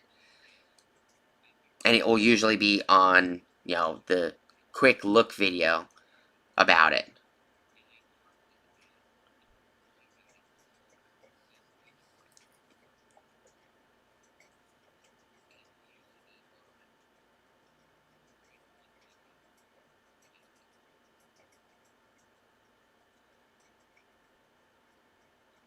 You know, and I'm known on YouTube for just commenting on everybody's channels. You know, and I normally don't comment rudely or unless the video just aggravated me.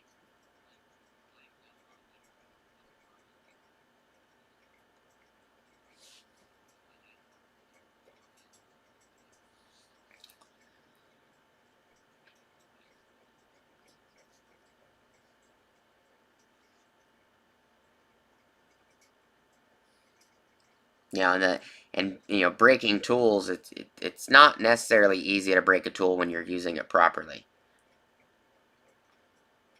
You know, I've destroyed the pawls and a couple ratchets, especially a couple snap-on ratchets, but I've never physically destroyed them to the point that, you know, because I was using them improperly. Some people, they'll take a freaking 18-inch long ratchet and they'll put a 4-foot cheater pipe on it. Well, of course it's going to break. I mean, if you're going to use it that way, go get a breaker bar. That's exactly what a breaker bar is for.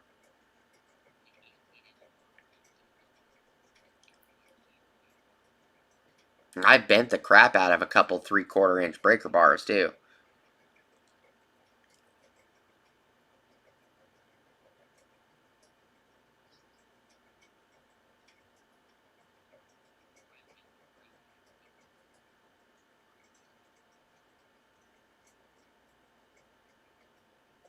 Right. You know, when it's a comment entry, yeah, you know, you're not necessarily commenting because you want to be in the giveaway. You're just commenting.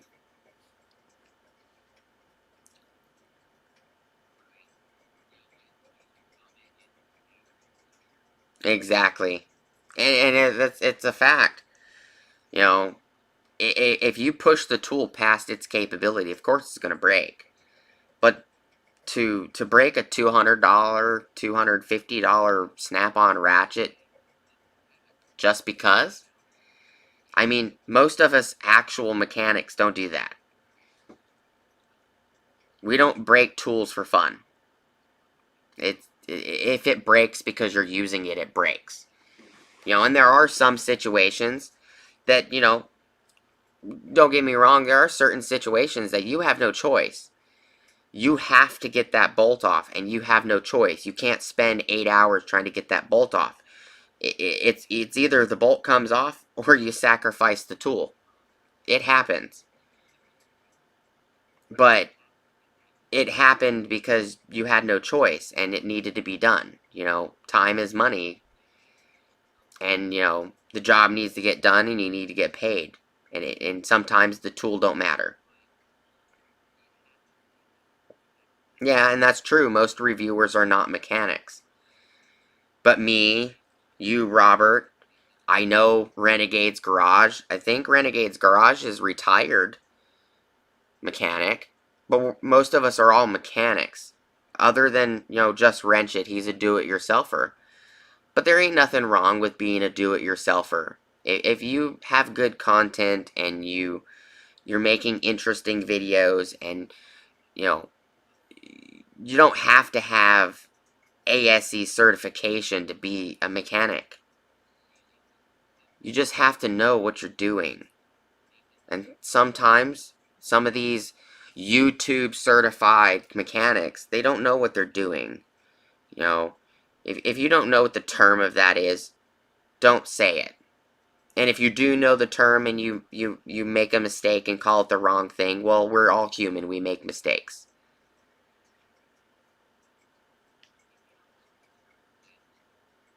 Exactly, industrial maintenance. You know, and your job is different than everybody else's.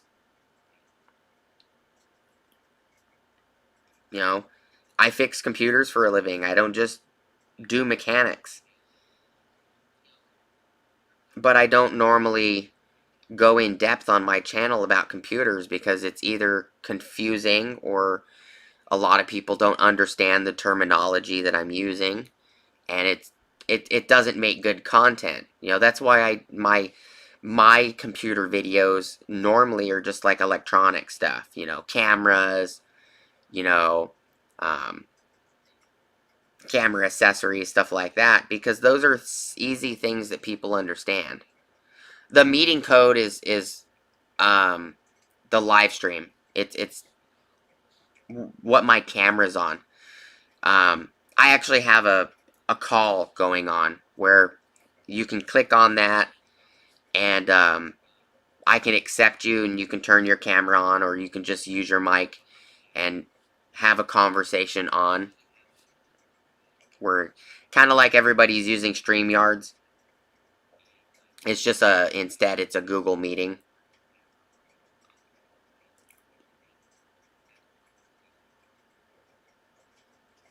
It's asking for a code.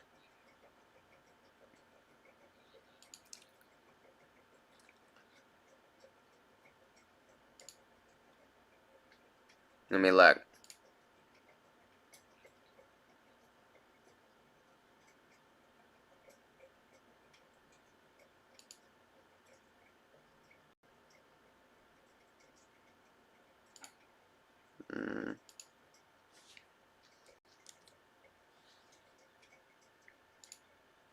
That's interesting.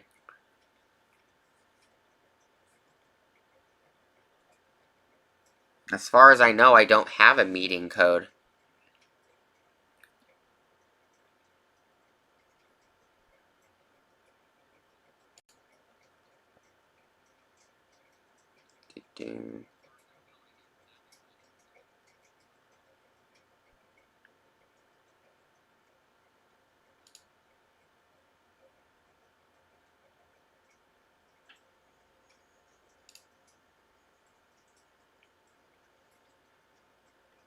Let me go to the settings. General. Yeah, it's not showing anything for me.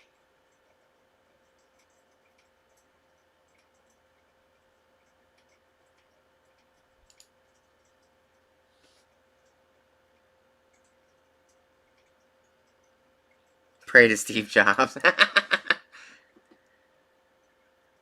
Oh, okay. So you don't have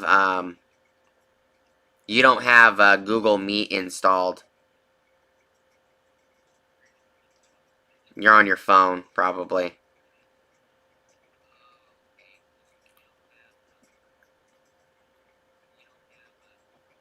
Google Meet actually should be a part of Gmail, technically.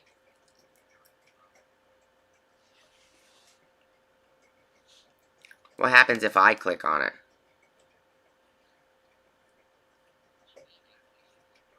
Let me check.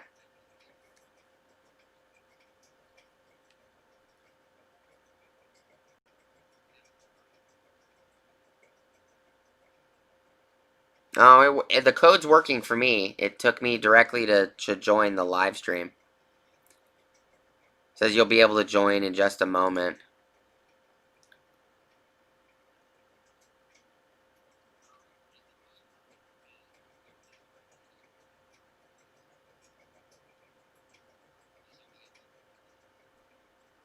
And I clicked on it, it loaded, and I closed it.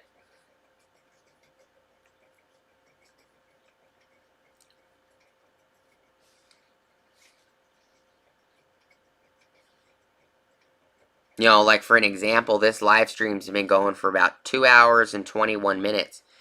My average watch time is 10 minutes and 46 seconds. My chat rate is 3, so 3 messages per second. Playback's 83, and there's currently 10 people in here.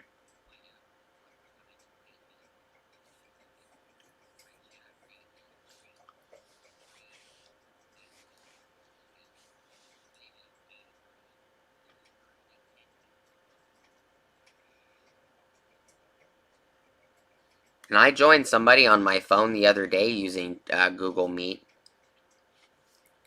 on their YouTube channel. I don't remember what channel it was, though.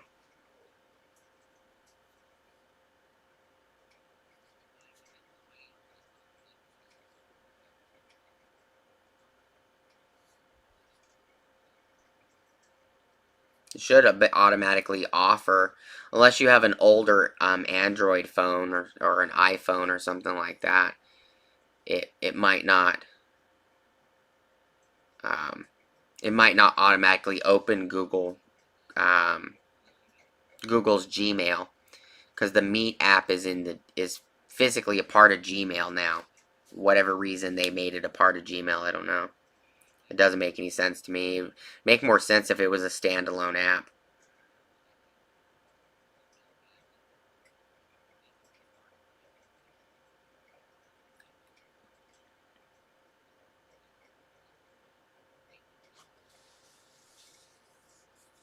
I know every time I try to type something, the browser script screws up and it pauses or freezes for a second. But Mozilla Firefox is being a dick.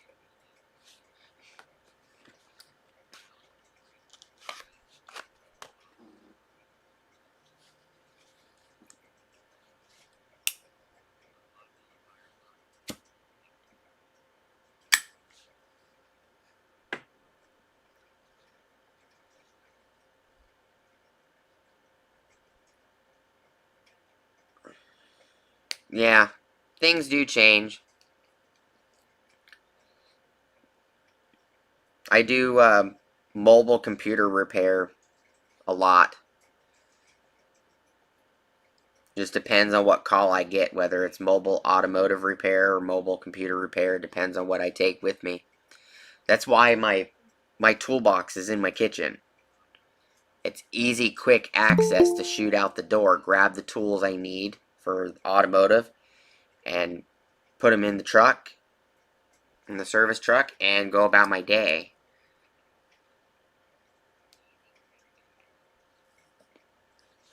You know, and for whatever reason, that bothers a crap ton of people that one of my toolboxes is in my kitchen. It's just a toolbox. Now, the toolbox doesn't have to be in your garage or inside your house in the living room. It could be wherever you want it. I do get a lot of flack over it, though, and I'm not sure why. At least I have tools. At least I use my tools. Unlike certain people.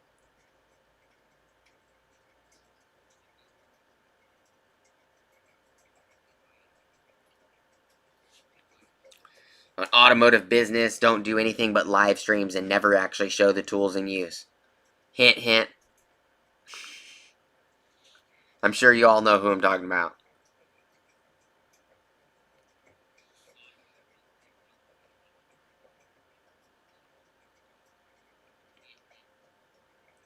The thing is, Robert, is my wife is the one that told me to put it in the kitchen. But she also likes tools and she likes wrenching. I have one of those rare wives that likes getting dirty. You know, doesn't mind having grease on her fingernails.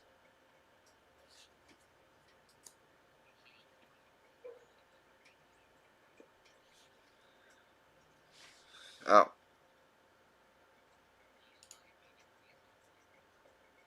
Admit. Okay, there you go.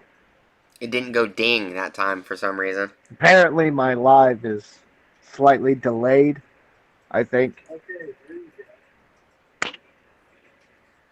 Do I not have... Okay, there we go. I have video.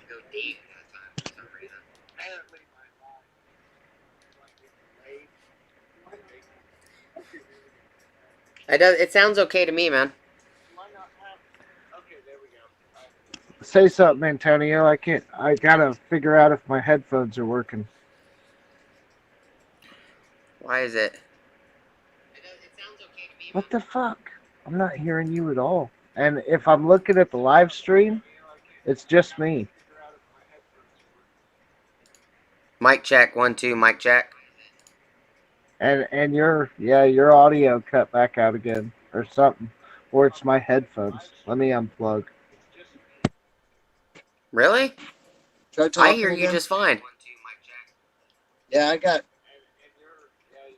nothing on your audio.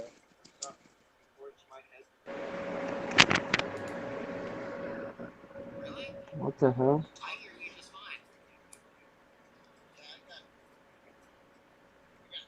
Yeah, I don't know. Jimmy C hears you.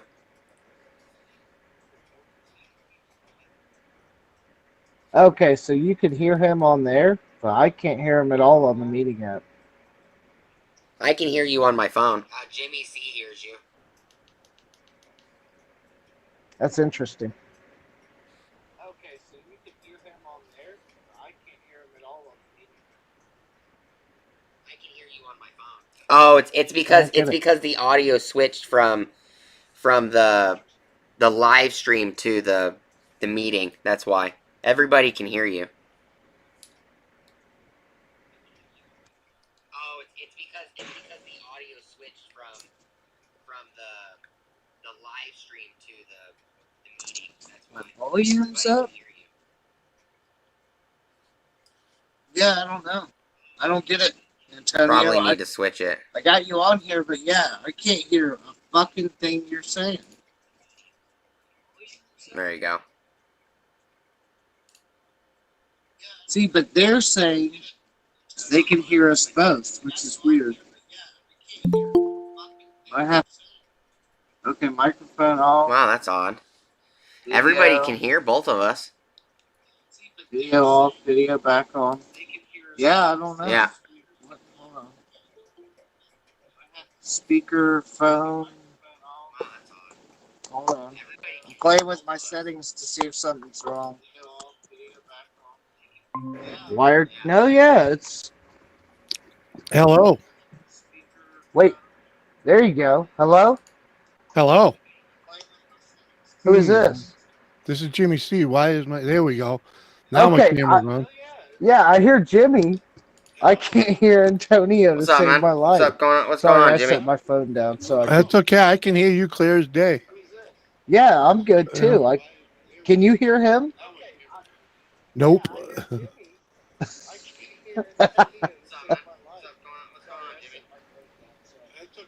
It's funny when I'm sure the everybody else could probably still hear him. It might be the camera mic. Because I could hear both of Because you. it wouldn't let me switch back to my headset for some reason earlier. Now, here in C3, so we can't hear Antonio. Yeah, isn't this fucking technology, right? Mm-hmm. It's great. Wow. Let me poke around here and see if I can chat with everyone, show everyone. Let me see. I checked my settings. What? Wait, Say what that was again, that? Antonio? What's that? I think we just heard you. Yeah, there we go.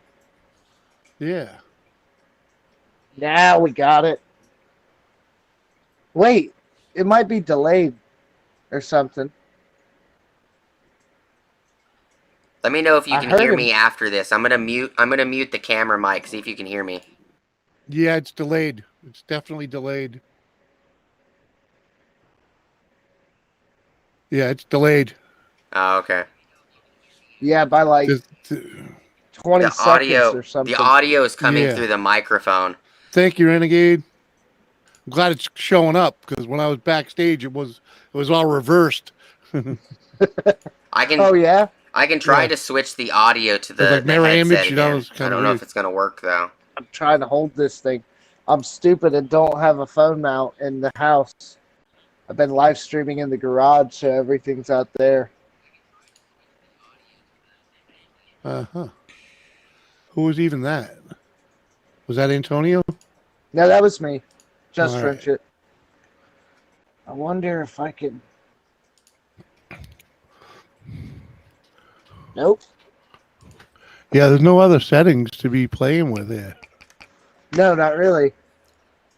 Yeah, it's not letting it go through my headset for some reason. It's kind of it's messed up. It's not even showing me the mics. That's weird. You probably have to fire that up before when you first come in. No. When the stream crashed earlier, it screwed up the meeting app for some reason on my computer. So hey, hold on. It's not allowing it. Hey, Jimmy. Yeah. What are you on? Are you on a desktop? Yeah. Okay, well, in my mobile, it just switched to Antonio a minute ago, and it was actually in sync. when he was talking. Oh, really? Yeah, I mean, I'm on mobile phone. I don't know if that makes a Yeah. difference, but It when you might. start, yeah, when you start talking, it switches to you automatically, and you look fine, like it's synced up and everything. Yeah. This mic's not doing anything because I could put the boom up and turn it off. It's not doing anything. No, man, It was yeah, working. It was just working, and now Oh, no one can see you. Oh, okay, so it is helping. Okay, so I'll leave it alone. Yeah. I'll exit out of that and leave it alone then. So it is helping then. Because I can see you live over there now. And all right, now I get it. Now I get it. Yeah. Okay. So it's I'm just for looking over whatever here. reason in the meeting app, it's not showing my headset then, but the headset is working. That works. At least it's helpful. Yeah. Yeah. Yeah. Yeah. It definitely seems like it's working now. sounds like the first day of school for my kid. Well, Apparently, the teachers are having all these technical problems they're not used to, right? Yeah. Yeah. Hey, Well, how's yeah. it None going? of them. Build it and we destroy it. How's it going? And talk to you later, Robert. Have fun on your service call, man. Uh-oh, that's a bad call. Middle of the night. Yeah, I get a lot of those. Luckily, I don't. I mean, we still have stuff. If something went down, I would have to go in if needed, but we don't get a lot of that so far. Yeah, I'm actually on vacation. I told myself for a week I wasn't going to take any service calls. I'm on permanent vacation, so you know. Permanent vacation. I am, man. You know, it's totally. I just screw off all the time. You know, that's why I spend so much time on YouTube. I mean, that's got to be kind of nice, though. Is it what we think? Is it what the young guys think it is, or is it? It sucks, to tell you the Okay. truth. I'm pretty sure it gets very boring. It does. It does. You get inside your own head way too often. Yeah. You know? So it's like, especially I'm still young too, but I just, shit happened and I can't work. So it's like, yeah, I'd much rather be out doing something, which is thank God for YouTube because it gives me something to do, And like right now. the only reason I can take a vacation is because I have my managers and my employees running the shops. So I basically just took a vacation from the mobile repair, just because I'm. Yep, Renegade's got it right there. Yep. It's very boring and depressing. Yeah. So, like a hobby, or maybe you need a part-time job would probably be better. Right. Yeah. A hobby's really not enough. I know a few guys that are retired and they went and got a part-time job at Walmart or something just to pass the time because they didn't want to sit at home. Just to give you a reason to get up out of bed, Exactly. Because yeah. It's sickening. You could just literally you can lay there all day. No one's gonna bitch except for your wife because you never got out of the fucking bed. Right. You know what I mean? Yeah, I could totally see myself staying in bed all day if I didn't have to get up. Yeah, and then luckily I found YouTube and started doing this creator thing. But I could still sit in front of this thing. Before I found YouTube, I was sitting in front of here for hours a day playing solitaire of different forms. But it's hours and hours just trying to kill the daylight, man. Right. And it's so hard. So hard, but now I'm doing this. I have a reason to go out in the garage and try and make something run or something, and play with something. I totally understand what you mean, Renegade. A lot of people can't work at Walmart. It's just there's too many stupid people to work at Walmart. There's too many stupid people that shop at Walmart. Right. That comment right there. That's it. So. That's really interesting because I'm trying to accelerate my retirement. And accelerate it into you still have to have something to keep you busy. Whether it being building bird houses or whatever. You know what I Well, mean? the other thing is the human brain is always working. You know, Right. so Exactly. when it comes to retiring, you spent most of your life physically doing something all day, every day, and Hmm. when you physically stop doing it, your brain wants information. It wants you to Yep. physically do something, and when you're You want not to go back? feeding it information or doing something, it drives you nuts. Yeah. Exactly. It's like, I want to get back into my truck so bad, and just go for 2 or 3 days, because that's what I used to do, you know, drive and drive. And it was like, so now even like a half a day drive isn't enough, because I don't get to do that enough. So it's like, Hey, just wrench it. How is your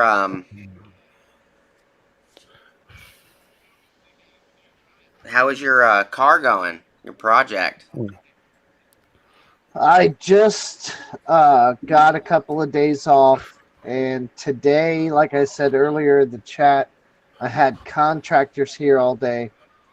Uh, There was a window AC unit that failed, but it was built into the wall under a window, gotcha. if that makes sense. Yeah. And dude, it's moisture and mold all down the wall, ruined brand new carpet. Like, oh yeah, Oh, dang. so I had them in here. The drying machine, if you guys can see it, is behind me yep, in the Yeah. hall, pressure drying the floorboards and the crawl space.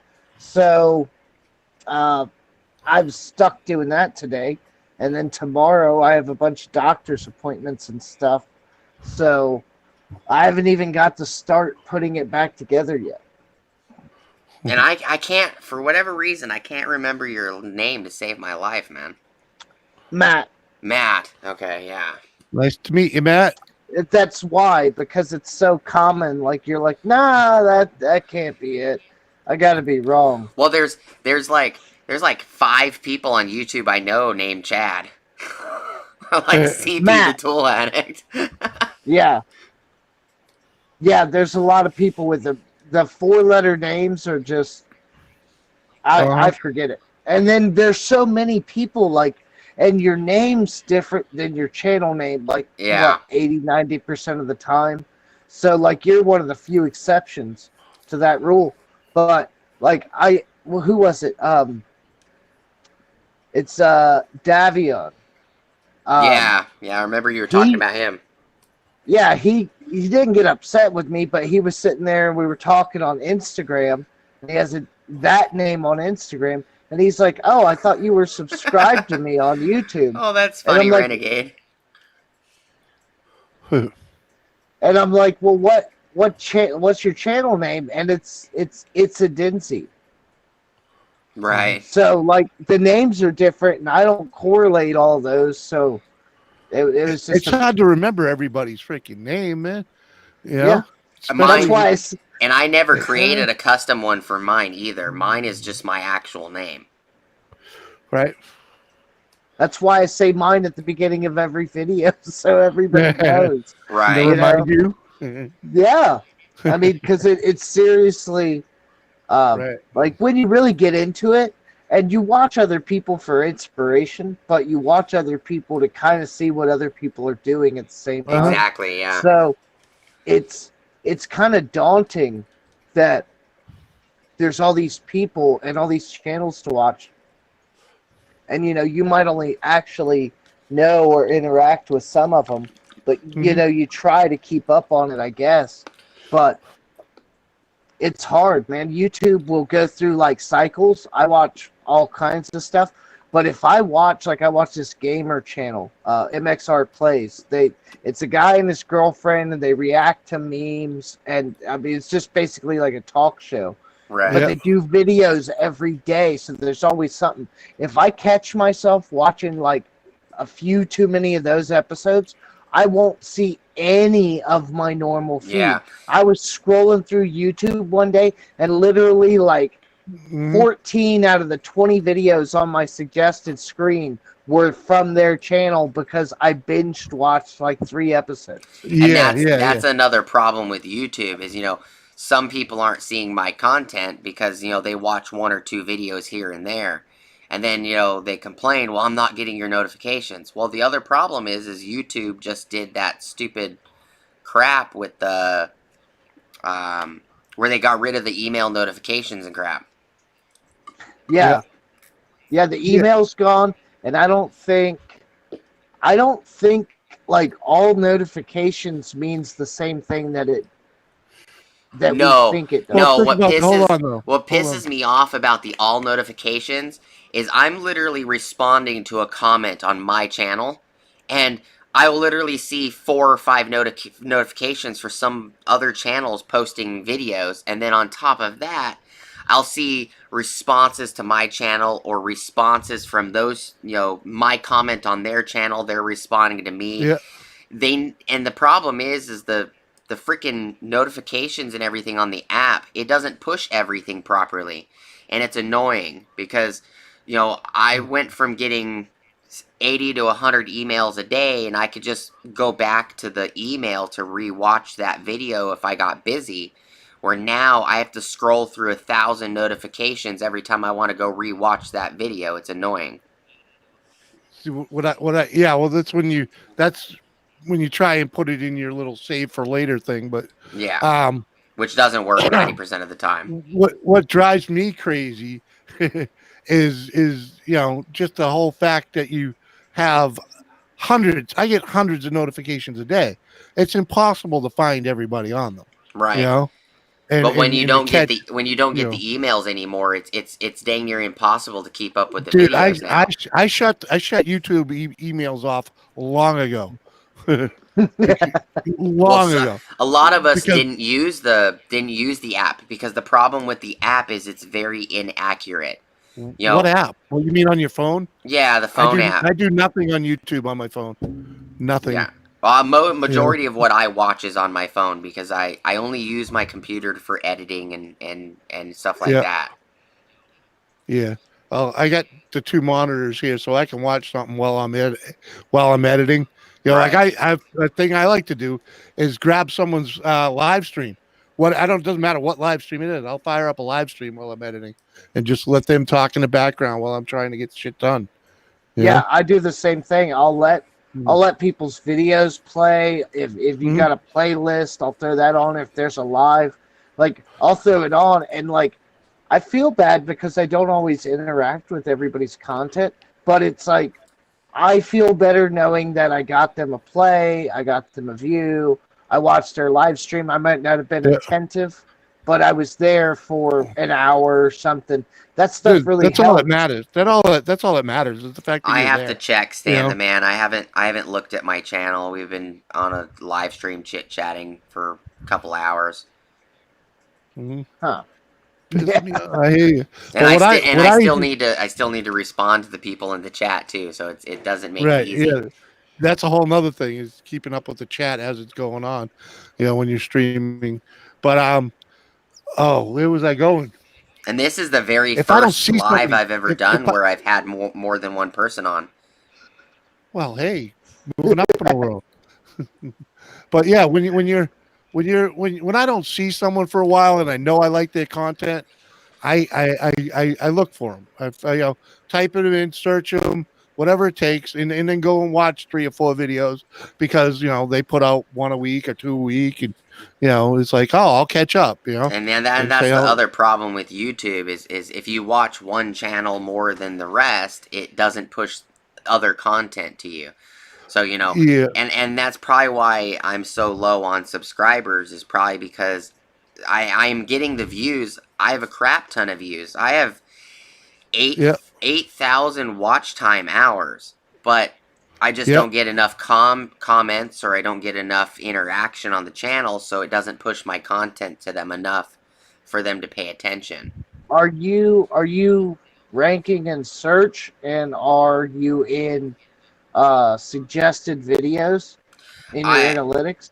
I am in suggested videos, and I also am ranking in search. But most of my searches do not come from YouTube.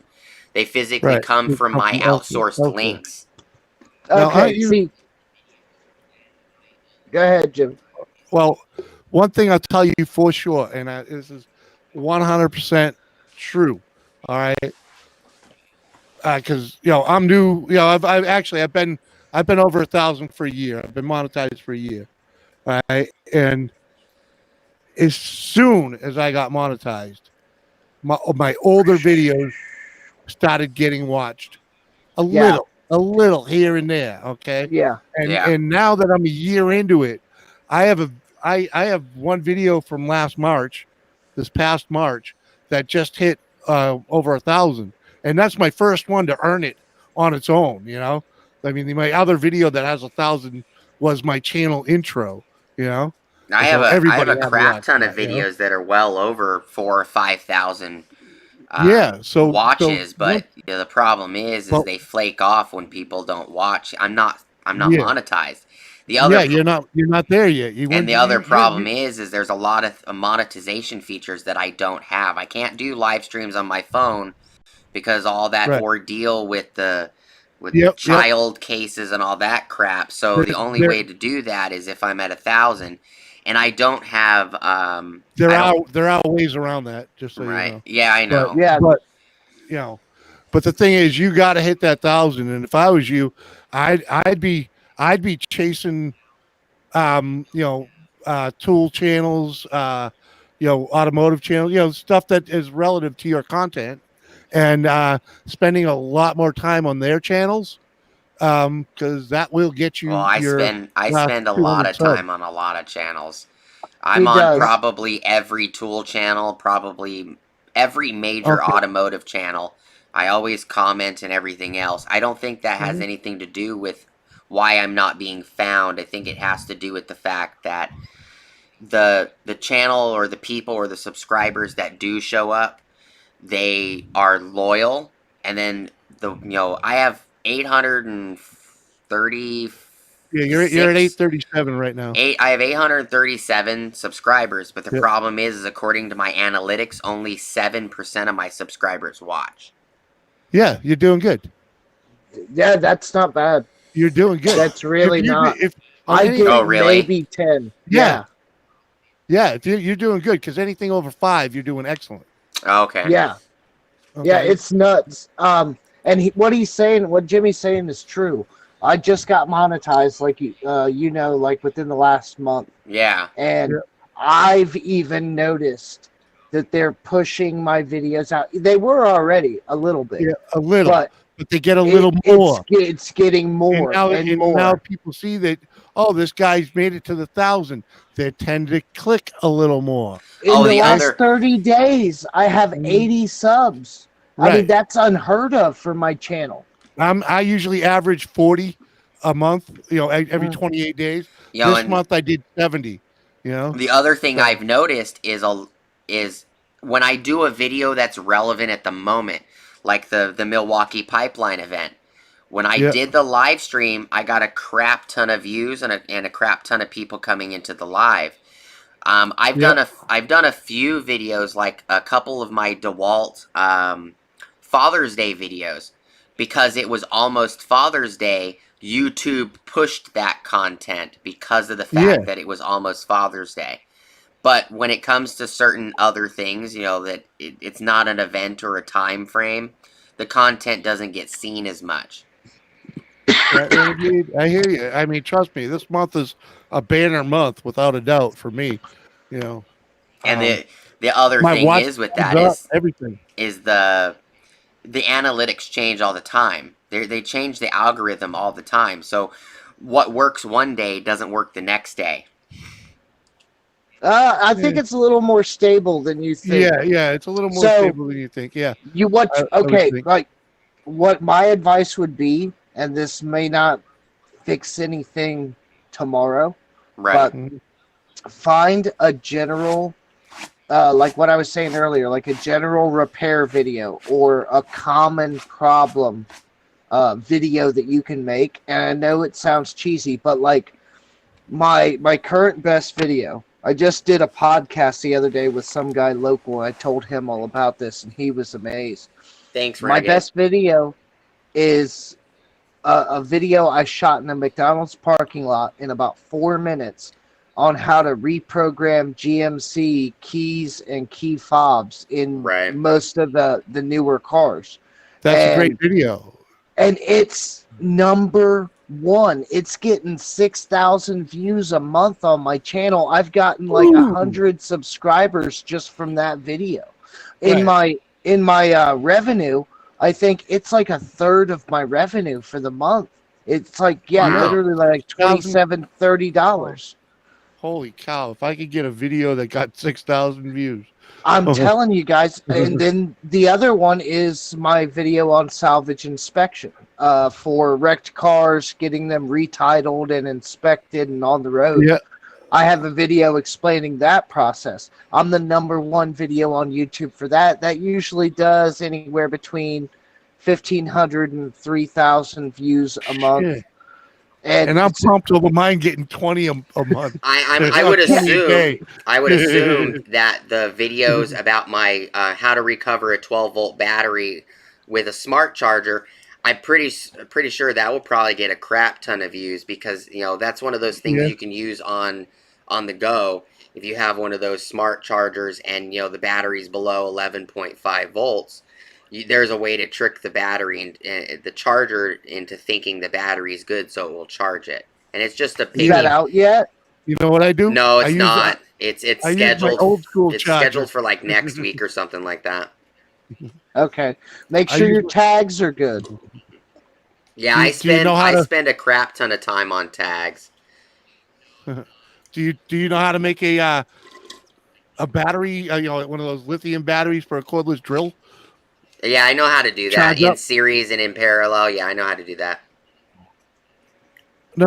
I'm trying to get it to take a charge. They got charged. They got wore down too low. Oh, I haven't done a video on how to recover one of those, but yeah, I do know how to do that.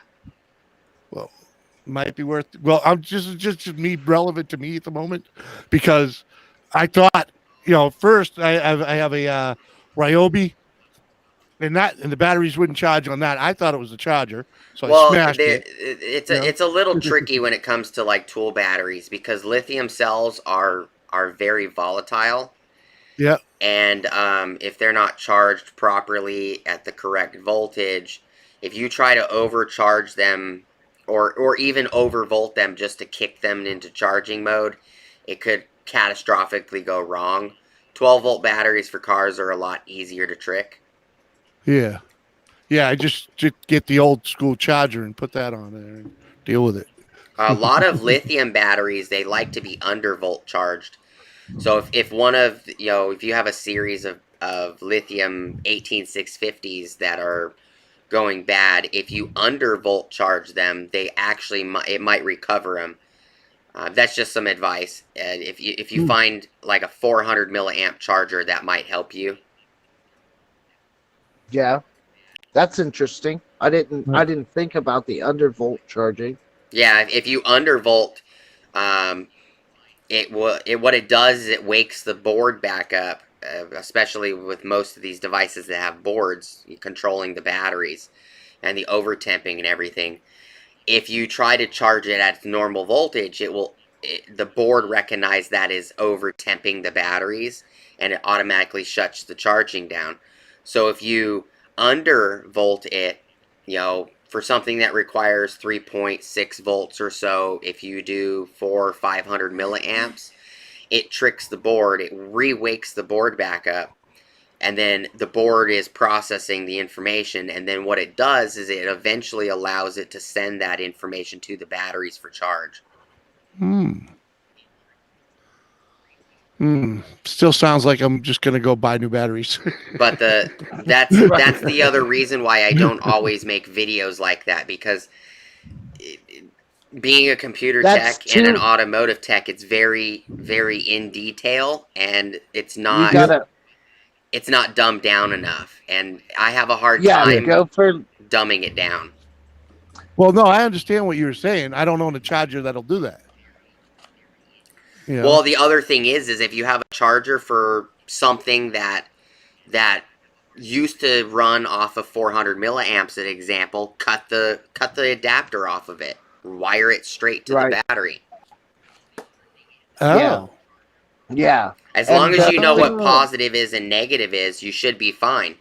And the easiest way to figure that out on that charger is plug the charger in, cut the adapter off, plug a multimeter into the, and figure out which direction the power's going. If red is ground and blue is power, just make sure that the blue is to the positive of the battery and red is to the negative, or whatever the color combination is. All right, have a great night, Rim. It was good hanging out. I would just say, I know it's hard to dumb things down, but like find a repair. I know one that for instance, one that I've been meaning to do, I haven't done. I already did the repair, but I could still do the how-to video. Is like the GMC Acadias, Saturn Outlooks, all of those. They're blend door actuators for the AC and the vents. Go bad all the time. And all these people, because I'm on the Acadia forums, they're always in there talking about my heat's blowing, or my AC's blowing hot, what's going on, or it's hot on the right, but it's cold on the left, and they're trying to figure this out. A video for something like that will do really well. I'm going to be recording a video soon about 2000 Toyota 4Runner fan clutches and how you can tell if they're bad in a quick fashion. Yeah, there you go. Yeah, that kind of content. I mean, you're an automotive channel, tool channel. You kind of bridge that gap, but some content for the masses goes a long way. I mean, between some of my biggest videos, honestly, they probably make up somewhere between a third and half of all of my subscribers. Yeah, and I even created a playlist on my channel specifically for quick tip videos because I plan on doing a crap ton more of them. Yeah. So wait, Jimmy, you were telling me you've already been monetized for years. So wait, what are your stats? I don't even forgive me, but I don't even think I've seen your channel yet. Well, I'm a little bit different. I'm a little bit different. What am I getting into? Hold on, I'm pulling you up now. What am I getting into? Well, I do a whole lot of streaming. In fact, I'll be leaving here shortly to start one. But I do a whole lot of streaming, and most of that's kind of like just like barroom streaming, It's basically a lot of his streaming's like this, where multiple people are chit chatting and hanging out. And there's no real topic, we just hang out and Thursdays I usually get drunk and